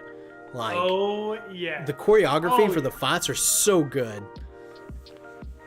And that's what's so irritating to me. And I think going forward, they are gonna fix this, because like you said, it's like some of the time they just don't do it. Mm-hmm. But when they want to, and when they actually do it, it's so epic, and it's so like it gives like a big shonen like vibe. It's like, man, like this show is awesome. And that's what I'm really hoping for, like, whenever it comes back. It hasn't been announced when it's coming back, or, like, it actually hasn't even been officially announced, but it's kind of like whisperings out there, because what happened is exactly what I wanted to happen, and that is the Black Clover movie got so much buzz from people, and, like, it really kind of generated conversation again, and it got people talking. And so I think the success of the movie, because so many people watched it, like kind of got those rumblings going again. And so I think, within this next, I would be shocked if within the next year we didn't get an announcement that Black Clover is coming back, because the reason that Black Clover had to stop in the first place, because it was just ongoing like weekly. Yeah. For like it caught up. Inception, it caught up, and so they had to stop and take this break. But I'm so happy they did, and when it comes back, I'm just gonna be so excited. Like, when I was watching the movie, I wish I reacted to it. I just happened to be away at the time. Yeah. Like, and honestly, I came back and I watched it with that friend who I watched JoJo's with. So, like, him and I watched that together. So it's like, I'm not gonna fake a reaction for this. Like, yeah. when that first OP hits, with Asta taking on like the big villain in the movie, I literally, like, he and I over Discord were like screaming. Like, we were just so crazy. I love like what Black Clover is. It's honestly probably my favorite modern shonen, which is kind of a hot take. It's good. I like it a lot. But I just love it. Like, if so many people stopped watching it because Asta's annoying at first, I would just strongly urge anyone who dropped it, or never gave it a chance, or even hasn't watched it at all, to give it a shot, whether that is reading the manga or just watching the anime, because it gets so good so quickly, and like some of the arcs later on are amazing. The Spade Kingdom is just gonna be chef's kiss. Yeah, once that picks back up. I honestly can't wait for it to pick back up. Also, have you read the manga? I have not read the manga at all. Okay. Have you? No. So actually that's a lie. I read because I was so like just intrigued, and I read like the first maybe 10 chapters after where the anime ends. And Gil, when I say this, they ended in such an annoying spot. Oh, did they? Literally right after where they ended in the manga, it's unbelievable. And I only read 10 chapters. It's like we get incredible stuff with Nox, the vice captain. Like, we get like it goes straight in, and it's like, oh my goodness. Spicy. Unfortunately, I will say, I got spoiled on a very big manga moment. Oh. I am very upset about it, because watching that for the first time, especially whenever it gets animated, like, I would have flipped out. You were going to flip out. I'm not even going to allude to what it's about, but it's like, it's an unbelievable kind of twist in the story that yet another one. Like, we thought, like, if you thought that we got a really interesting twist with the, the elf invasion and kind of the, the brains behind that whole operation, which was an incredible, like, twist. It was. There is another little kind of wrench in the system that is coming that is going to blow everyone's minds, and I cannot stress enough how upset I am that I got spoiled on this. Like, the internet's going to blow up. I honestly can't wait either. Also, one thing about the Black Clover that I think also gets slept on is the intros and outros are bangers for the show. They don't miss. All of them are fire. They're so good. Every single one I have on a Spotify playlist. They are. Oh, it's so good. So good. There for a while, especially, miss. I was just like listening to them like nonstop because of how good they are. And yeah, that's the thing, God, is like it caught up to the manga, and so they were like, all right, because again, there's not fillers in the anime. It goes. It's one plot point to the next, and that's one reason why I like it so much, just because it progresses. So, good stuff. Well, Socks, we are almost out of time. We got 5 minutes left. Any last things we want to talk about? Nothing immediately jumps out in terms of shows that I have watched or I have seen or anything like that. Do you have any quick final thoughts on Luffy Gear 5? As soon as this episode ends, I think my roommate's home. We're literally about to go watch it. I have not seen anything, of course. Apparently, it's like the best like episode of anime ever, though, is what people are saying. I've heard it's. I mean, I've seen it. Like, I don't care because I haven't watched One Piece at this point. You mean you didn't suffer? No. And one day I'm gonna read it. But ooh, that's a good call. Like, definitely a good call. Yeah. One day I'm gonna read it. I'm not gonna watch it, but I have seen it. And you're in for a treat as someone who is caught up and is a fan. And I'm curious to see your thoughts on it as well. Like, I don't care about being spoiled just because it's like 1,000 episodes at this point. It's like I've already seen so many stuff. It's like it's impossible to avoid. Yeah, like the end of the last episode, they alluded to it. We knew it was coming. I'm literally wearing a One Piece Luffy shirt at the moment, actually. So, because I knew it was coming out today, and people are just saying it's amazing. And I know that like they have been teasing the whole thing of like this is the most expensive anime episode to date to make, which is going to be interesting because I'm putting it up there with like a UFO table like animation. I better see it because Wano has went hard on animation for a lot of it. So we're very, very interested to see it and kind of see where it goes. Real quick, before we wrap up, Socks, again, thank you for hanging out. What's coming up for next week on your channel? Go ahead and shill, because I'm going to shill after you shill. Oh, absolutely. Well, thank you so much for having me. It's always great to catch back up with you, kind of talk anime, talk whatever. I'm very much looking forward to making an appearance or two this upcoming week as well, so that's going to be a lot of fun. I was on vacation this last week, so I've got actually a lot of reactions to catch up on.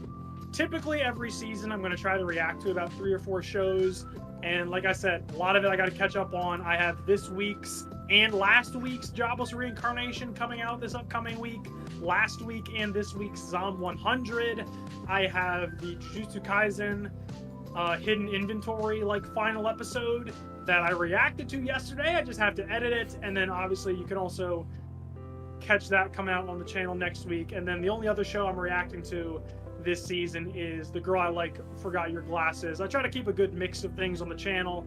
If you guys like anime reactions, it would mean the world to me if you would come on over and subscribe. And if not, that's okay too. I'm just happy to be here, happy to talk with you, and that's all I got for me. Yeah, again, Socks, I appreciate it. Yeah, next, this upcoming week, just to kind of chill, make sure you subscribe to both of our channels, whether you're watching this live or on the VOD. Tomorrow's stream, we have Emerald Rogue with Ellis. Ellis was here on the chat. I talked with him a little bit. It's only going to be an hour-long stream. Following that, we have Among Us. And let me pull up the Among Us list real quick. Oh, I've lost my mouse. Where's my mouse? All right, so the Among Us is Leaf, Green Gaming, Saren, Socks is there, Jervy, I'm there, Guy, who, if you guys might know, is the editor for the channel for a bit. Ellis will be there, and Cody is also going to be there. So that stream's going to be packed. Following that, we also have the JoJo meme review, which is going to be me, Socks, Saren, Jervy, and Leaf. Me, Socks, and Saren have seen JoJo and read JoJo. Socks, you haven't started 8 yet, right? I haven't started part 8, so listen, I've been too preoccupied with Bleach. Hey, I get it. Leaf and Jervy have not seen it. I'm going to try to get them to do the torture dance and JoJo pose. We're going to get them to say some JoJo things. It's only scheduled for a couple hours, but we'll see if it needs to shorten it up or go longer. And then we got the backrooms with Da, who also popped in here earlier. Also, we're going to go raid them as soon as this stream ends. And then following up Friday, we got Reborn. And then another Draft Lock member this Saturday, Poke Talk with Tank. So we're going to hang out with him some in some Pokemon games. So yeah, I feel like we're right at time. I'm going to head out. Socks, thank you. Again, please, please, please go subscribe to Socks. Amazing stuff on some anime. Amazing. So any last words?